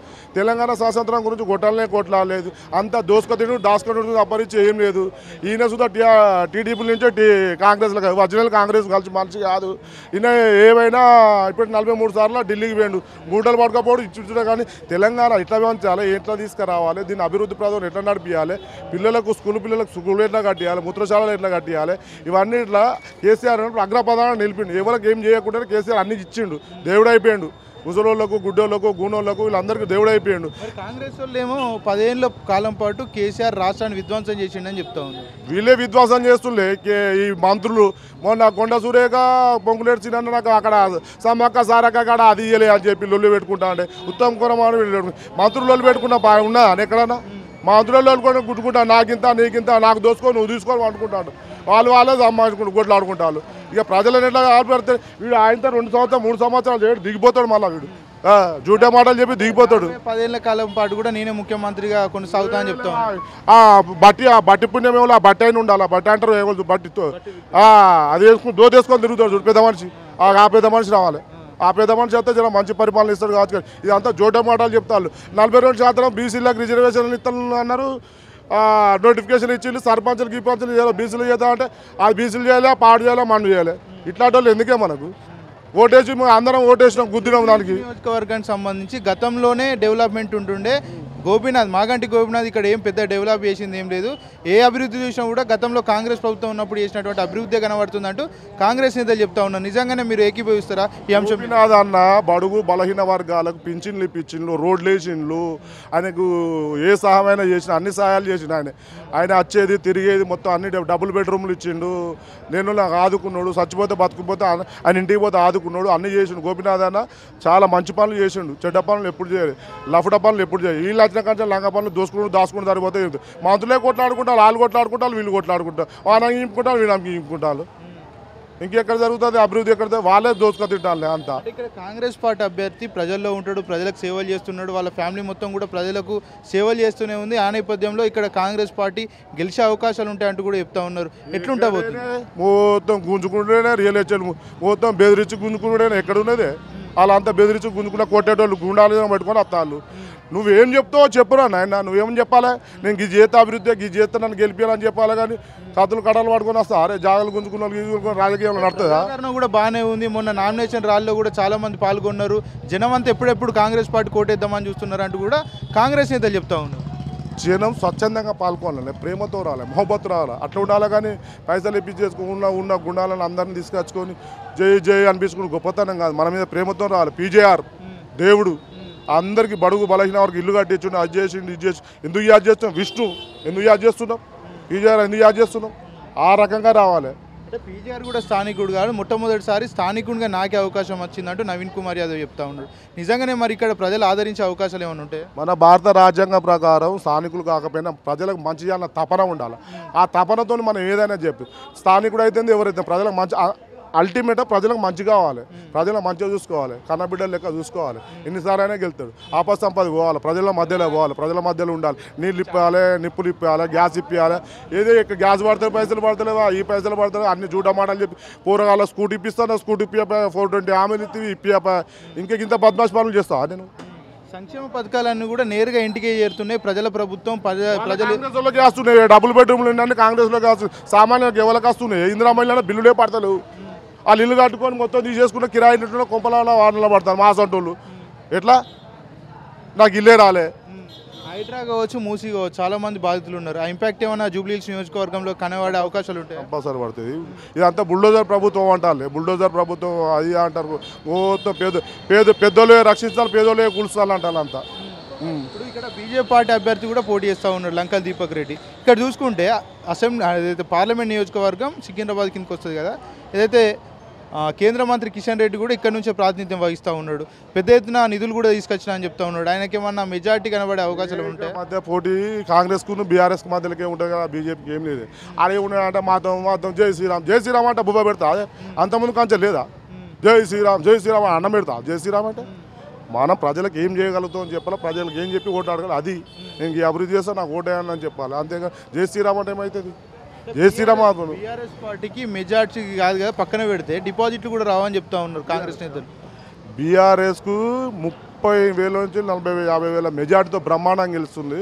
సానుభూతితో గెలిస్తే గోపన్న చేసిన అభివృద్ధి పనులు ఆమెను గెలిపిస్తాయి. వాళ్ళ పిల్లలు, ఆ చిన్న పిల్లలు చదువుకునే పిల్లలు తిరుగుతారు కాదు, వాళ్ళ బిడ్డలు, 2 బిడ్డలు, కొడుకు అమ్మకి ఒకటి అమ్మకి చేసే అని తిరుగుతారు పాపం. ఆమెకు గోపన్న చేసిన అభివృద్ధి వల్ల ఆయన గెలిపిస్తాయి. అంటే మొన్న మధ్యకాలంలో గోపినాథ్ కూతురు అక్షరం మీద కూడా కేసు నమోదు చేశారు పోలీసులు. ఎట్లా చూస్తున్నారు ఇక్కడ జనాలు? ఎందుకంటే ఒక మహిళ కావచ్చు, చిన్న పాప, వాళ్ళ అమ్మ గురించి ఆ పిల్లలు తిరుగుతారు, తెలుసో తెలియకో జరిగింది. ఇట్లా చేస్తారు. ఇప్పుడు ప్రభుత్వం వాళ్ళది ఉన్నది అన్నిట్లలో నాశనం చేస్తున్నారు. ఇప్పుడు పర్మిషన్లు ఇస్తలేరట, అది ఇస్తలేరట, బీఆర్ఎస్ల మీద మొత్తం కేసులు పెడతారట. అట్లా పెడితే ఏం పాపం? మన రాజ్యాంగం అంబేద్కర్ ఇచ్చిన రాజ్యాంగం ప్రకారం పోలీసులు చూద్దా ఒకళ్ళకు ఒంటేది పోకుండా పోవద్దు, ఒకళ్ళని రక్షించినట్టు చేయొద్దు. అది మొన్న తుమ్మల నాగేశ్వరరావు ఏదైతే మాగంటి సునీత గురించి వివాదాస్పద వ్యాఖ్యలు చేశారు. ఇక్కడ ఉన్నటువంటి జనం కావచ్చు, మహిళలు కావచ్చు, ఏమనుకుంటున్నారు ఈ విషయం? ఇక్కడ ఉన్న నాకు ఆడపిల్ల మీద అబాండాలు వేసి అట్లా చేయొద్దు. మన కుటుంబంలో చచ్చిపోతారు, రేపు మనమే చచ్చిపోతాం, రేపేమైతే చెప్పలేం. కానీ అట్లా ఆడపిల్ల మీద అట్లా అబాండాలు వేసి అట్లా చేస్తుంది, తుడుస్తుంది, చిల్లర మళ్ళీ రాజకీయ మాటలు మాట్లాడదు. మనకు అక్క చెల్లెను, మనకు భార్య బిడ్డలు ఉన్నారు. మనం ఏదైనా నైతికంగా రాజకీయాలు నైతికంగా కొట్లాడాలి. అంటే మీలాగా ఉన్నది ఉన్నట్టు నిక్కస్గా చెప్తే బీఆర్ఎస్ పార్టీ అని ముద్ర వేస్తూ ఉన్నారు. మీరు బీఆర్ఎస్ పార్టీకి చెందినటువంటి కార్యక్రమం నీ ఎందుకు కూరగాయలు అనుకుంటావు? నాకేమే అవసరమే? నాకేమో అవసరం? అలాగే ఏ ప్రభుత్వం అంతా నేను పోయి వాళ్ళకి చేయకూడతాను? నాకేమైనా అవసరమా? చేసుకుంటే బతకటోని, నాకేం అవసరమే? చేసుకుంటే బతుకు. కూరగాయలు చల్లకుండా, రైతులు చల్లకుండా బతకటోని. అప్పుడు కేసీఆర్ అప్పుడు రైతు బంద్ వేసిండట, అవి వేసిండు, ఇవి వేసిండు, మాకు చూసి వేసిండు. అది వరంగల్ జిల్లాలో ఇక్కడ వచ్చి బతుకుతానా? మంచిగా ఏది 2 ఎకరాలు ఉండేది, 10,000 మంచిగా వస్తాయి. ఈ టాపకు రాలేదే. 15,000 ఎకరానికి ఇస్తా అని చెప్పి 15,000 ఇస్తలే, నా బొండ ఇవ్వాలి, ఏమి ఇవ్వాలి, అదే పైసలు ఇస్తాడు. మళ్ళీ గతంలో ఎప్పుడు లేని విధంగా ఏకకాలంలో 2 లక్షల లోపు రుణమాఫీ చేస్తా అని రేవంత్ రెడ్డి చెప్పి చేయలేదు. అంత జూటా మాట 25,000 30 గంటలు చేసిన అంత జూటా మాటలు చెప్పుడు తప్పరిచి ఏం లేదు. నిరుద్యోగులకు 2 లక్షల ఉద్యోగాలు కలిసిండే, పోరగాళ్ళ స్కూటీలు ఇప్పిస్తా, స్కూటీలు ఇప్పించండి. ఏం లేదు. పిహెచ్డీలకు 5 లక్షలు ఇస్తా, నేను ఇది ఇప్పిస్తా, ఆ స్కాలర్షిప్ ఇప్పిస్తా. ఎక్కడ ఏ స్కాలర్షిప్ లేదు, ఏం లేదు. నిరుద్యోగులకు ఉద్యోగాలరా వాళ్ళు పెట్టిన పైన వాళ్ళు చేసిన నోటిఫికేషన్లు ఇచ్చి అందరికీ పత్రాలు ఇచ్చి నేను చేసిన గొప్పలు చెప్పుకుంటాను నీకు ఈ రేవంత్ రెడ్డి, దొంగ రేవంత్ రెడ్డినే. అట్లయితే అదే ముచ్చట. మనం ఓన్గాల పిల్ల మన పిల్ల అంటే ఎట్లుంటుందే? మంచిగా ఉంటుందా? ముద్దాడతామా? లోపల ఇల్లు ఉండదా? గాయంత లేదు, ఆ సీఎంకి ఏం తెలియదు. అంత ఆ రెడ్డిల పాటుపాలన లెక్క చేస్తుండే. అంత జూబ్లీహిల్స్ ప్రజలంతా ఇదంతా గమనిస్తున్నారు, ప్రభుత్వం చేస్తున్నటువంటి విధానాలు మొత్తం ప్రజలు జూబ్లీహిల్స్ ప్రజలు చూస్తున్నారు. రాష్ట్రంలో ప్రజలు ఇప్పుడు జూబ్లీహిల్స్ ప్రజలు కర్రు కాల్చి వాత పెడతారే. బ్రహ్మాండమైన సునీతక్క గెలుస్తుంది, అద్భుతమైన మెజార్టీతో గెలుస్తుంది. గోపన్న చేసిన అభివృద్ధి పనులు, కేసీఆర్ చేసిన అభివృద్ధి పనులు ఆమె గెలిపిస్తాయి. నా పేరు నాగేల తిరుపతి రెడ్డి. ఏం చేస్తారు? నాది బిజినెస్. అంటే గతంలో 10 ఏళ్ళు బిజినెస్, ఈ 2 ఏళ్ల కాలం బిజినెస్ ఏమైనా తేడా కనబడుతుందా? చాలా తేడా ఉన్నదండి. ఏ ఒక్క వ్యాపారస్తుడు సుఖంగా లేడు. ఎందుకంటే అన్ని ఇది అది కాకుండా అన్ని వ్యాపారాలు చాలా ఇబ్బందికరంగా నడుస్తున్నాయి. ఈ 2 సంవత్సరాల నుంచి చాలా అంటే చాలా ఇబ్బంది పడుతున్నారు. ఈవెన్ అడ్డ మీద ఉండే కూలీలు కూడా ఇబ్బంది పడుతున్నారు. ఎందుకని అంటే ప్రతి ఒక్కటి రియల్ ఎస్టేట్తోనికి కూడుకున్న విషయాలు కాబట్టి, ఒక బిల్డర్ మంచిగా ఉంటే ఒక 50 మంది అందులో పనిచేస్తుంటారు కాబట్టి 50 కుటుంబాలకు బాగుంటారు. దానికి లింక్ ఇంకో 50 కుటుంబాలు పరోక్షంగా కానీ ప్రత్యక్షంగా కానీ ఓ 100 కుటుంబాలు బాగుపడుతుంటాయి. రేవంత్ రెడ్డి కూడా రియల్ ఎస్టేట్ వ్యాపారం మొదట, మరి ఆయనకు అనుభవం ఉంటుంది, పెద్ద ఎత్తున నాలెడ్జ్ ఉంటుంది. ఎందుకు రియల్ ఎస్టేట్ వ్యాపారస్తులంతా కుదేలవుతున్నాము? ఇప్పుడు ఇక్కడ హైదరాబాద్లో ఎందుకంటే దాదాపుగా పల్లెటూళ్ళ నుంచి ఇక్కడికి వలస వచ్చిన వాళ్ళు ఉంటారు. వాళ్ళు ఇక్కడ అక్కడ ఏదో చిన్నగా ఇండ్లు గులగొట్టుకుంటే హైడ్రా అని ఓ డ్రామా పెట్టి వాళ్ళ పేదస్తుల ఇండ్లన్నీ గులగొట్టడం జరుగుతున్నది. ఈ హైడ్రా తోటి ఈ డ్రామా ఎప్పుడైతే కంపెనీ ఓపెన్ చేసిండో రియల్ ఎస్టేట్ వ్యాపారస్తులకు కూడా ఇబ్బందికరంగానే అయింది. అందు గురించి రియల్ ఎస్టేట్ అనేది కుప్పకూలింది. అంటే హైడ్రా వల్ల ఏదైతే ప్రభుత్వ భూములన్నీ కూడా ఆధీనంలోకి వస్తున్నాయంట, అదేవిధంగా వాగులు వరదలు కూడా వస్తలేవు ఇప్పుడు హైదరాబాద్. ఎక్కడండి ఇప్పుడు బలిసిన వాళ్ళు ఎవరైనా ముట్టుకుంటున్నారా? బీదస్తులే కూలగొడుతున్నారు. హైడ్రా అన్నప్పుడు అందరికీ ఒకటే చట్టం ఉండాలి, కానీ బలిసిన వాళ్ళు ఏడ ముట్టుకుంటున్నారండి? ఎక్కడ ముట్టుకోవట్లేదు. రేవంత్ రెడ్డి సోదరుడు తిరుపతి రెడ్డి కూడా నోటీసులు పంపించారు కదా, హైడ్రా కింద ఉంది ఇది. అది ఒక డ్రామా నోటీసులు, అది అయ్యేదా పోయేదా? నోటీసులు ఏమున్నదా? ఆఫీసర్లు ఏదో తూతుంబాలుగా అట్లా పంపించేసేసారు. అందరికి పంపుతున్నాం కాబట్టి నామినల్గా వాళ్ళ దానిలో పడే వచ్చేసింది, కానీ కూలగొట్టలేదు కదా. జానారెడ్డి ఇంటికి కావచ్చు, బాలకృష్ణ ఇంటికి కావచ్చు మార్కింగ్ చేసారు, కానీ అవి ఇప్పటి వరకు కూడా కూలగొట్టిన సందర్భం. ఎందుకని పేదల ఇళ్ళకి వచ్చేసరికి పొద్దున్న 6 గంటలకే వచ్చి మొత్తం కూడా అంతే పేదలను చాలా ఇబ్బంది పెడుతున్నారు. కాబట్టి గవర్నమెంట్ పేదల ప్రభుత్వాన్ని పదే చెప్తుంటారు. అందు గురించే పేదలను ఎందుకు ఇబ్బంది పెడుతున్నారు? పేదల ప్రభుత్వం అన్నప్పుడు పేదలే కదా రోడ్ల మీద పడి ఏడుస్తున్నారు. చిన్న చిన్న పిల్లలు మా స్కూల్ బ్యాగులు ఉన్నాయని వాళ్ళు ఏడుస్తున్నారు. మాకు ఇండ్లు లేవు, మేము ఏడ బతకాలని చిన్న చిన్న పిల్లలు ఏడుస్తున్నారు. అదన్న ఆలోచన చేయాలి కాస్త. మొన్న ఒక సందర్భంలో ఇందిరమ్మ ఇండ్లే రేవంత్ రెడ్డి కూలగొట్టిండని చెప్తా ఉన్నారు వాళ్ళు ప్రజలు. మరో పక్క చూసుకుంటే నేను ఇందిరమ్మ పాలననే ఆమెను ఆదర్శంగా తీసుకొని చేస్తున్నామని రేవంత్ రెడ్డి చెప్తా ఉన్నారు. చెప్పేది ఒకటి జరిగేది ఒకటి జరుగుతున్నది. ఇక్కడ చెప్పేదేమో ఇందిరమ్మ పాలన అంటున్నారు, చేసేదేమో ఇల్లు కూలగొడుతున్నారు. అట్లా పేద ప్రజలకు మాత్రం అన్యాయం జరుగుతున్నది. ఇప్పుడు మాత్రం ఎందుకనంటే గత 10 సంవత్సరాలలో ప్రతి కుటుంబానికి ఒక నాణ్యతమైన కరెంట్ ఉండేది. కరెంట్ అసలు పోకపోయేది. వాటర్ కూడా మంచి స్వచ్ఛమైన వాటర్ వచ్చేది. ప్రతి ఇంటికి ప్రతి ఇంటికి వాటర్ వచ్చేది. అలాంటిది ఇప్పుడు కరెంట్ ఎప్పుడు ఉంటుందో ఎప్పుడు పోతుందో ఎవరికేం తెలియదు. వాటర్ కూడా సక్రమంగా రావట్లేదు. అన్ని రకాలుగా కుదుట పడిపోయింది పరిపాలన. ఎందుకు అట్లా పరిపాలన మొత్తం అడ్మినిస్ట్రేషన్ లేదండి. ఎవరికి వారే యమునా తీరం అన్నట్టు వాళ్ళ మంత్రితో ఒకరికి చెప్తున్నారు. అట్లాడప్పుడు కింద ఆఫీసులో ఎవరికి చెప్తున్నారు. ఇంకా అంటే ఇక్కడ నవీన్ యాదవ్ని గెలిపిస్తే మంత్రిని చేస్తామని చెప్తా ఉన్నారు. ఇక ఒక వార్తనైతే బయటకు వస్తుంది. ఇక మంత్రిని చేస్తారా వాళ్ళు, లేకపోతే ఇంకేమైనా చేస్తారా, అది వాళ్ళకే విజ్ఞతకే వదిలేస్తున్నాం. గెలిపించే అవకాశాలు ఎక్కువ ఉంటాయి, గెలిపిస్తే అభివృద్ధి జరుగుతుంది. ఇప్పుడు ఒక క్యాండిడేట్ గతంలో ఇక్కడ జరిగింది ఏంటంటే మూడు సార్లు మాగంటి గోపీనాథ్ గారు గెలవడం జరిగింది. ఎందుకు 3 సార్లు ఎందుకు గెలిపించారంటే వారు చేసిన అభివృద్ధికే గెలిపించారు. ఇక్కడ సంక్షేమ పథకాలు ప్రతి ఒక్కటి కింది స్థాయి గ్రౌండ్ లెవెల్లో అందినాయండి. అట్లాంటిది ఇప్పుడున్న వీళ్ళు అబద్ధాలు ఆడి ఆరో పథకాలు అబద్ధాలు ఆడి గద్దెనెక్కినప్పుడు కింది స్థాయి వాళ్ళకి అది ఏ స్థాయి వాళ్ళకు రావట్లేదు ఆ పథకాలు. బస్తీ దవాఖానాని ఇక్కడ ఓపెన్ చేశారండి. ఎన్నో టెస్టులు కానీ మందులు కానీ అన్నీ ఇచ్చేవాళ్ళు గత 10 సంవత్సరాలు. అట్లాంటిది ఇప్పుడు 2 సంవత్సరాలు బస్తీ దవాఖాన మూతపడే పరిస్థితి ఉన్నది. డాక్టర్లు ఉండరు, అక్కడ ఏముండవు, మందులు ఉండవు, టెస్టులు ఉండవు. అలాంటి పరిస్థితి నడుస్తున్నది. పార్టీ పరంగా కాకపోయినా ఇక్కడ కాంగ్రెస్ అభ్యర్థి ప్రజల్లో ఉంటాడు, ప్రజలకు సేవలు చేస్తున్నాడు. లేదండి, 100% ప్రజలకు కావాల్సింది ఏంది? సౌకర్యాలు. పేద ప్రజలకు కావాల్సింది విద్య, వైద్యం. అట్లాంటిది వైద్యం అనేది అందుబాటులో లేనప్పుడు పార్టీని చూస్తారు కానీ క్యాండిడేట్ని ఎవరు చూస్తారు? విద్యార్థుల విషయానికి వస్తే గురుకులాల్లో నాణ్యమైన తిండి లేదని రోడ్డు మీద కట్టారు. ఆల్రెడీ చనిపోతున్నారు, చూస్తున్నాం మనం. మీరందరూ మీడియా కూడా చూస్తుంది. పురుగులు పడ్డాయి, నాణ్యత లేకుండా ఓ రోజు ఇచ్చినట్టు ఓ రోజు రానట్టు చిన్న చిన్న పిల్లలు కూడా రోడ్లెక్కి స్ట్రైక్ చేస్తున్నారు. అది కన్న ముందర కనబడుతున్నది. కాబట్టి విద్య ఆ రకంగానే ఉన్నది, వైద్యం ఆ రకంగానే ఉన్నది. ఇప్పుడు రేవంత్ రెడ్డి పాలన 2 ఏళ్ల కాలం నుంచి చూస్తున్నారు కదా, ప్రజలు ఏమనుకుంటా ఉన్నారు? ప్రజలు మోసపోయి చేసినాము. ఆల్రెడీ ఇక్కడ చదువుకున్న హైదరాబాద్, గ్రేటర్ హైదరాబాద్లో ఒక సీటు కూడా వాళ్ళకి ఎందుకు ఇవ్వలేదా అంటే వారు చెప్పేటి ఇట్లా ఉన్నాయి కాబట్టి అనే ఉద్దేశంతో ఇవ్వలేదు. గత ప్రభుత్వం 10 సంవత్సరాలలో బ్రహ్మాండంగా డెవలప్మెంట్ చేసింది కాబట్టి ఆ డెవలప్మెంట్ చూసి ఇక్కడ అందరు కాంగ్రెస్ కాకుండా బీఆర్ఎస్ ఎమ్మెల్యేలు గెలిచినారు. అందు గురించే ఇక్కడ ఊర్లలో ఏంటంటే నమ్మినారు. ఆ పథకాలు మాయమాటలు చెప్పి నమ్మించాడు, నమ్మి మోసపోయినారు. ఇప్పుడు వాళ్ళే మేము మోసపోయినామని మొత్తుకుంటున్నారు. ఇప్పుడు మళ్ళీ మోసపోయే అవకాశం ఉంటాయి. అస్సలు లేదు. ఇప్పుడు తెలివివంతులు అయినారు అంతా. ఎవరికి ఓటేద్దాం అనుకుంటున్నారు? పక్క బీఆర్ఎస్కి వేద్దామని మా ప్రజలంతా అనుకుంటున్నారు. మానికంటి సునీత గారికి ఓట్లు ఎక్కువ బయటనట్టు కనిపిస్తున్నది. అంటే ఎంఐఎం పార్టీ ఆల్రెడీ నవీన్ యాదవ్కి మద్దతు పలికింది. ఓట్లు ముస్లిం ఓట్లు అంతా కూడా అటువైపు పోయే అవకాశాలు ఉండే? లేదు, అట్లా ఏం లేదండి. ఎందుకంటే కాంగ్రెస్ ఏ గ్యారంటీలు చెప్పిందో అది గ్యారంటీలు అమలు చేయలే. దానివలన పబ్లిక్లో టాక్ లేదు. పబ్లిక్ టాక్ ఎక్కువ మాటికి బీఆర్ఎస్ అనే ఉన్నది. బీఆర్ఎస్ ఖచ్చితంగా గెలుస్తుంది. అంటే ఫ్రీ ఏదైతే ఇస్తున్నారు కరెంటు కావచ్చు, అదేవిధంగా ఫ్రీ బస్ కావచ్చు, అవన్నీ అవునండి. ఫ్రీ బస్ ఇచ్చాడు, లేడీస్కి ఫ్రీ బస్ ఇచ్చారు. జెంట్స్కి ఏమో టికెట్ డబల్ రేట్ అయిపోయింది. ఇంకా పిల్లలకు పాస్ల మీద రేట్లు పెంచారు. దానివలన పబ్లిక్లో కొద్దిగా అందరికి ఇస్తున్నామని చెప్తున్నారు కదా. ఎవరికి ఇస్తలేరు, ఎవరికి వస్తలేదు. అది కూడా గ్యాస్ 500 అని చెప్పిండు. అది కూడా 2 నెలలు వచ్చింది. దాని తర్వాత అది కూడా బంద్ అయిపోయింది. అంటే గత 10 ఏళ్ళు కేసీఆర్ రాష్ట్రాన్ని కావచ్చు హైదరాబాద్ నగరాన్ని విధ్వంసం చేసిండు. మేము 2 ఏళ్ల కాలంలో అభివృద్ధిలో ముందుంచిన హైదరాబాద్ అని చెప్తా ఉన్నారు. తప్పు మాట. అది ఏం అభివృద్ధి ఏం లేదు. మా కేసీఆర్ పాలనలో ఎంత అభివృద్ధి అయిందో ఈ కాంగ్రెస్ ప్రభుత్వం 2 సంవత్సరాలలో ఏం అభివృద్ధి కాలే, ఇంకా లోపటికే పోయింది రాష్ట్రం.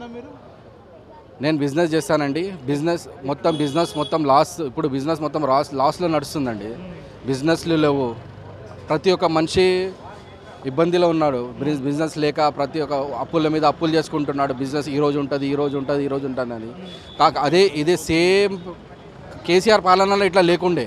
బిజినెస్లు బాగుండే, ప్రతి ఒక్కరి బాగుండే, రియల్ ఎస్టేట్ ఉండే. కరోనా టైంలోనే బిజినెస్ అన్ని ముందుంటుండే తెలంగాణ రాష్ట్రంలో ఎవరు కూడా ఇబ్బంది కాదు. లేదండి దాని తర్వాత కరోనా తర్వాత ఒక సంవత్సరం తర్వాత మళ్ళీ పికప్లో వచ్చినాయి బిజినెస్ మొత్తం పికప్లో వచ్చింది. అంటే నేను అనేది ఏంటంటే కరోనా లాంటి టైంలోనే అందరూ ప్రాబ్లం లేకుండా అందరూ ఉన్నారు.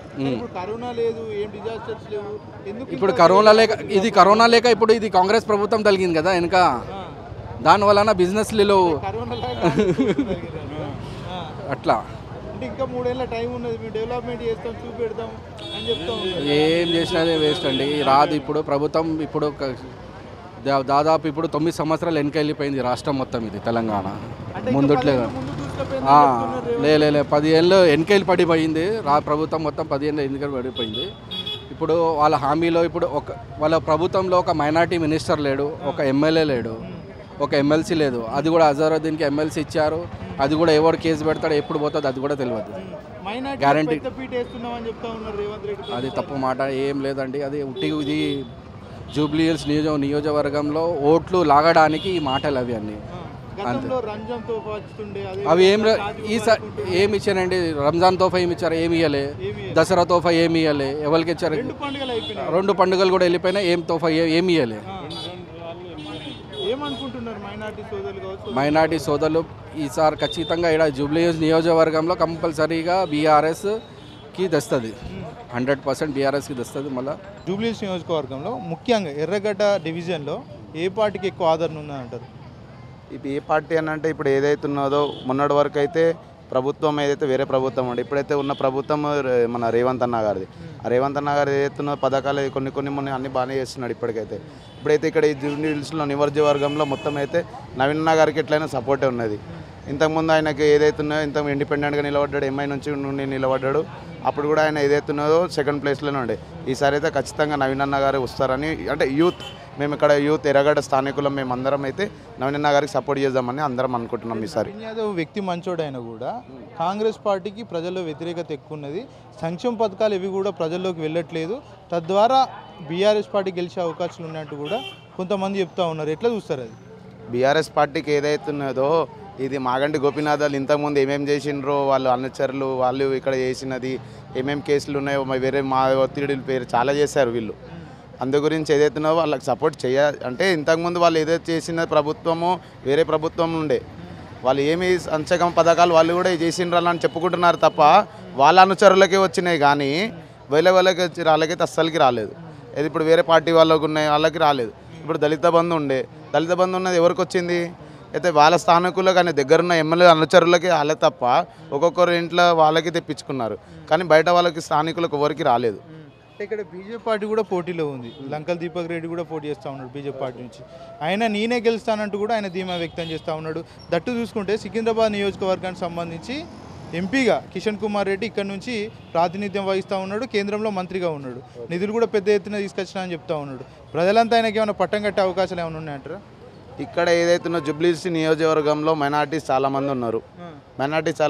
కాబట్టి ఆయన బీజేపీ వస్తుంది అని చెప్పి ఆయన ఆలోచనలు ఉండొచ్చు, కానీ ఇక్కడ వచ్చేదంతా అయితే ఇక్కడ అంటే మేమైతే మాకు తెలిసి మేము కూడా ఉన్నాం. ఇక్కడైతే ఇంతవరకు అయితే బీజేపీ అనే ఎజెండా అయితే ఇప్పుడు రాలేదు. అది ఏది ఏదైతున్నదో బహుశా ఆయన అనుకుంటున్నాడేమో వస్తుంది అని అన్ని. పార్టీ వార్ 1 సైడ్ అని చెప్తా ఉన్నారు, చాలా బలంగా చెప్తా ఉన్నారు. ఇక్కడ ఎంపీలు వచ్చి ప్రచారం చేస్తూ ఉన్నారు, ఎంపీలు ఏదైతే ఎమ్మెల్యేలు వచ్చి ప్రచారం చేస్తూ ఉన్నారు. బీజేపీ మొత్తం కూడా ఇక్కడ తిరుగుతూ ఉంది. ఎంతో కొంత ప్రభావం చూపెట్టే అవకాశాలు ఉండేయా?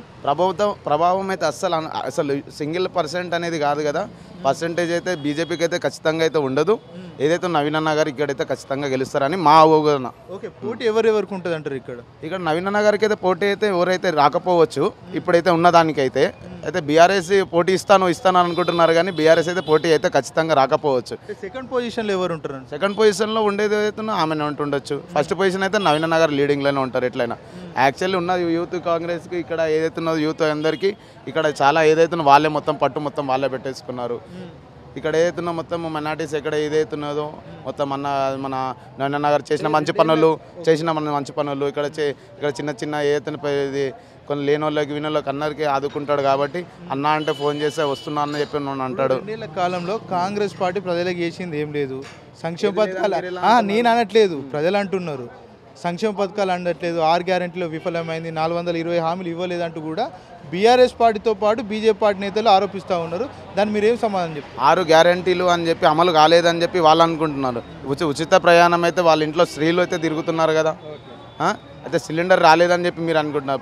సబ్సిడీ అయితే లేదా, అది వచ్చింది. 200 యూనిట్స్ ఏదైతే ఉన్నదో రాలేని వాళ్ళకి రాలేదంటే పని పెట్టుకుంటూ వస్తుంది. 3 గ్యారెంటీలు అయితే అమలైనాయి. ఇంకైతే రాగానే కావాలంటే కాదు కదా, అయినా కూడా కొంచెం టైం ఇవ్వాలి. చేస్తుండొచ్చు, ఎట్లయినా చేస్తున్నాడు, ఇంకొంచెం బాగా చేస్తాడు. ఇంకా ఇప్పుడు ఏదైతే ఫ్రీ కరెంట్ సంబంధించి కూడా చాలామందికి రాలేదని కూడా ఏదైతే బీజేపీ నాయకులు పర్టికులర్గా దాన్ని లైన్ తీసుకొని చెప్తా ఉన్నారు, ప్రజల దగ్గరికి వెళ్తూ ఉన్నారు. ఇప్పుడు బీజేపీ నాయకులు ఏదైతున్నో కరెంటుది రాలేదంటున్నారు. అయితే రాలేదు అని చెప్పి వాళ్ళ ఇంట్లో బీజేపీ కార్యకర్తలకు కూడా వాళ్ళకి 200 యూనిట్లు ఫ్రీ వస్తున్నది కదా, మరి మా ఇంట్లో వచ్చిందని వాళ్ళు చూపించుకుంటలేరే. అంటే పూర్తి మొత్తంలో సక్సెస్ కాలేదు ఈ వీటిలో అని చెప్తా ఉన్నారు. అంటే ఏది సక్సెస్ కావాలంటే బై ప్రూఫ్తో చూపించమని చెప్పి, నేను బై ప్రూఫ్తో చూపిస్తాను ఏది కాలేదని చెప్పి, అయిందని చెప్పి. ఇంటికి ఒక 10 మీటర్లు ఉంటాయి. మెజారిటీతో గెలిచే అవకాశం ఉంటాయి. నవీన్ గారికి ఎట్లయినా ఒక 30-40 వేల నుంచి మెజారిటీ ఎక్కువనే వస్తుంది. అన్న ఖచ్చితంగా గెలుస్తున్నాడు. పేరు మొహమ్మద్ ఖుర్షీద్ నా పేరు. ఇక్కడ నేను లోకల్ బిజినెస్ మ్యాన్ ఉన్నాను. నేను ఇక్కడ ఉన్నాను, పార్టీలో ఉన్నాము. ఇప్పుడైతే సరే, నేను ఫస్ట్ నేను టీడీపీలో ఉండే, ఇప్పుడు కాంగ్రెస్ సపోర్ట్ చేస్తున్నాను. ఇప్పుడు లోకల్ ఇప్పుడు ఎలక్షన్లో ఎట్లా అయిందంటే, ఇప్పుడు సచ్చిపోయిన గోపీనాథ్ కూడా బాగుండే. గోపీనాథ్ పెద్ద 3 సార్లు గెలిచిండు, వాళ్ళ మంచి లీడర్ ఉండే గోపీనాథ్. నియోజకవర్గానికి ఏం చేయలేదని చెప్తా ఉన్నారు. చేసిండు, కొంచెం చేయలే. అగో ఒక్కసారి మొత్తం చేయలేము, కొంచెం చేసిండు, కొంచెం మంచిగా చేసి. ఇప్పుడైతే కొంచెం హిందీ కూడా మాట్లాడతాను నేను. थोड़ा अच्छा भी करे, थोड़ा ख़राब भी करे. गोपीनाथ वैसी बात नहीं, अच्छे लीडर ही थे. अब ये क्या है, अब इस वक्त तो अब इनका डेड हो गया. अब उनकी डेड हो गया बाद उनकी बीवी को लाना बोल तो कोई पहचानता नहीं, कोई भी नहीं पहचानता उसको. अब इन जीत गए तो काम, रनिंग गवर्नमेंट है, काम नहीं करा सकते उन्होंने. अब इस वक्त नवीन यादव ऐसे है, एक नौजवान बच्चा है और वैसा हीरा बच्चा है एकदम. कोई भी जान दो, गरीब भी जान दो, ऐसा बनमुट्टी पैसे रहता है. हर किसी को शादी हो दो, कोई भी हो दो, మోతా ఉందో, సో పైసా తినే వాళ్ళు నవీన్ యాదవ్ గెలిచినట్టు. అదే అందరు చెప్తారన్న, అప్పుడు నేను గెలుస్తాను. మీకు ఇక్కడ లోకల్ లీడర్ అంతా చూస్తారు కదన్న, అందరు ఎవరు ఎట్లా ఎట్లా గెలుస్తారని. నవీన్ యాదవ్ ఎట్లయినా గెలుస్తాడు, 100% నవీన్ యాదవ్ గెలుస్తాడు. అట్లా ఏం లేదు పరిస్థితి.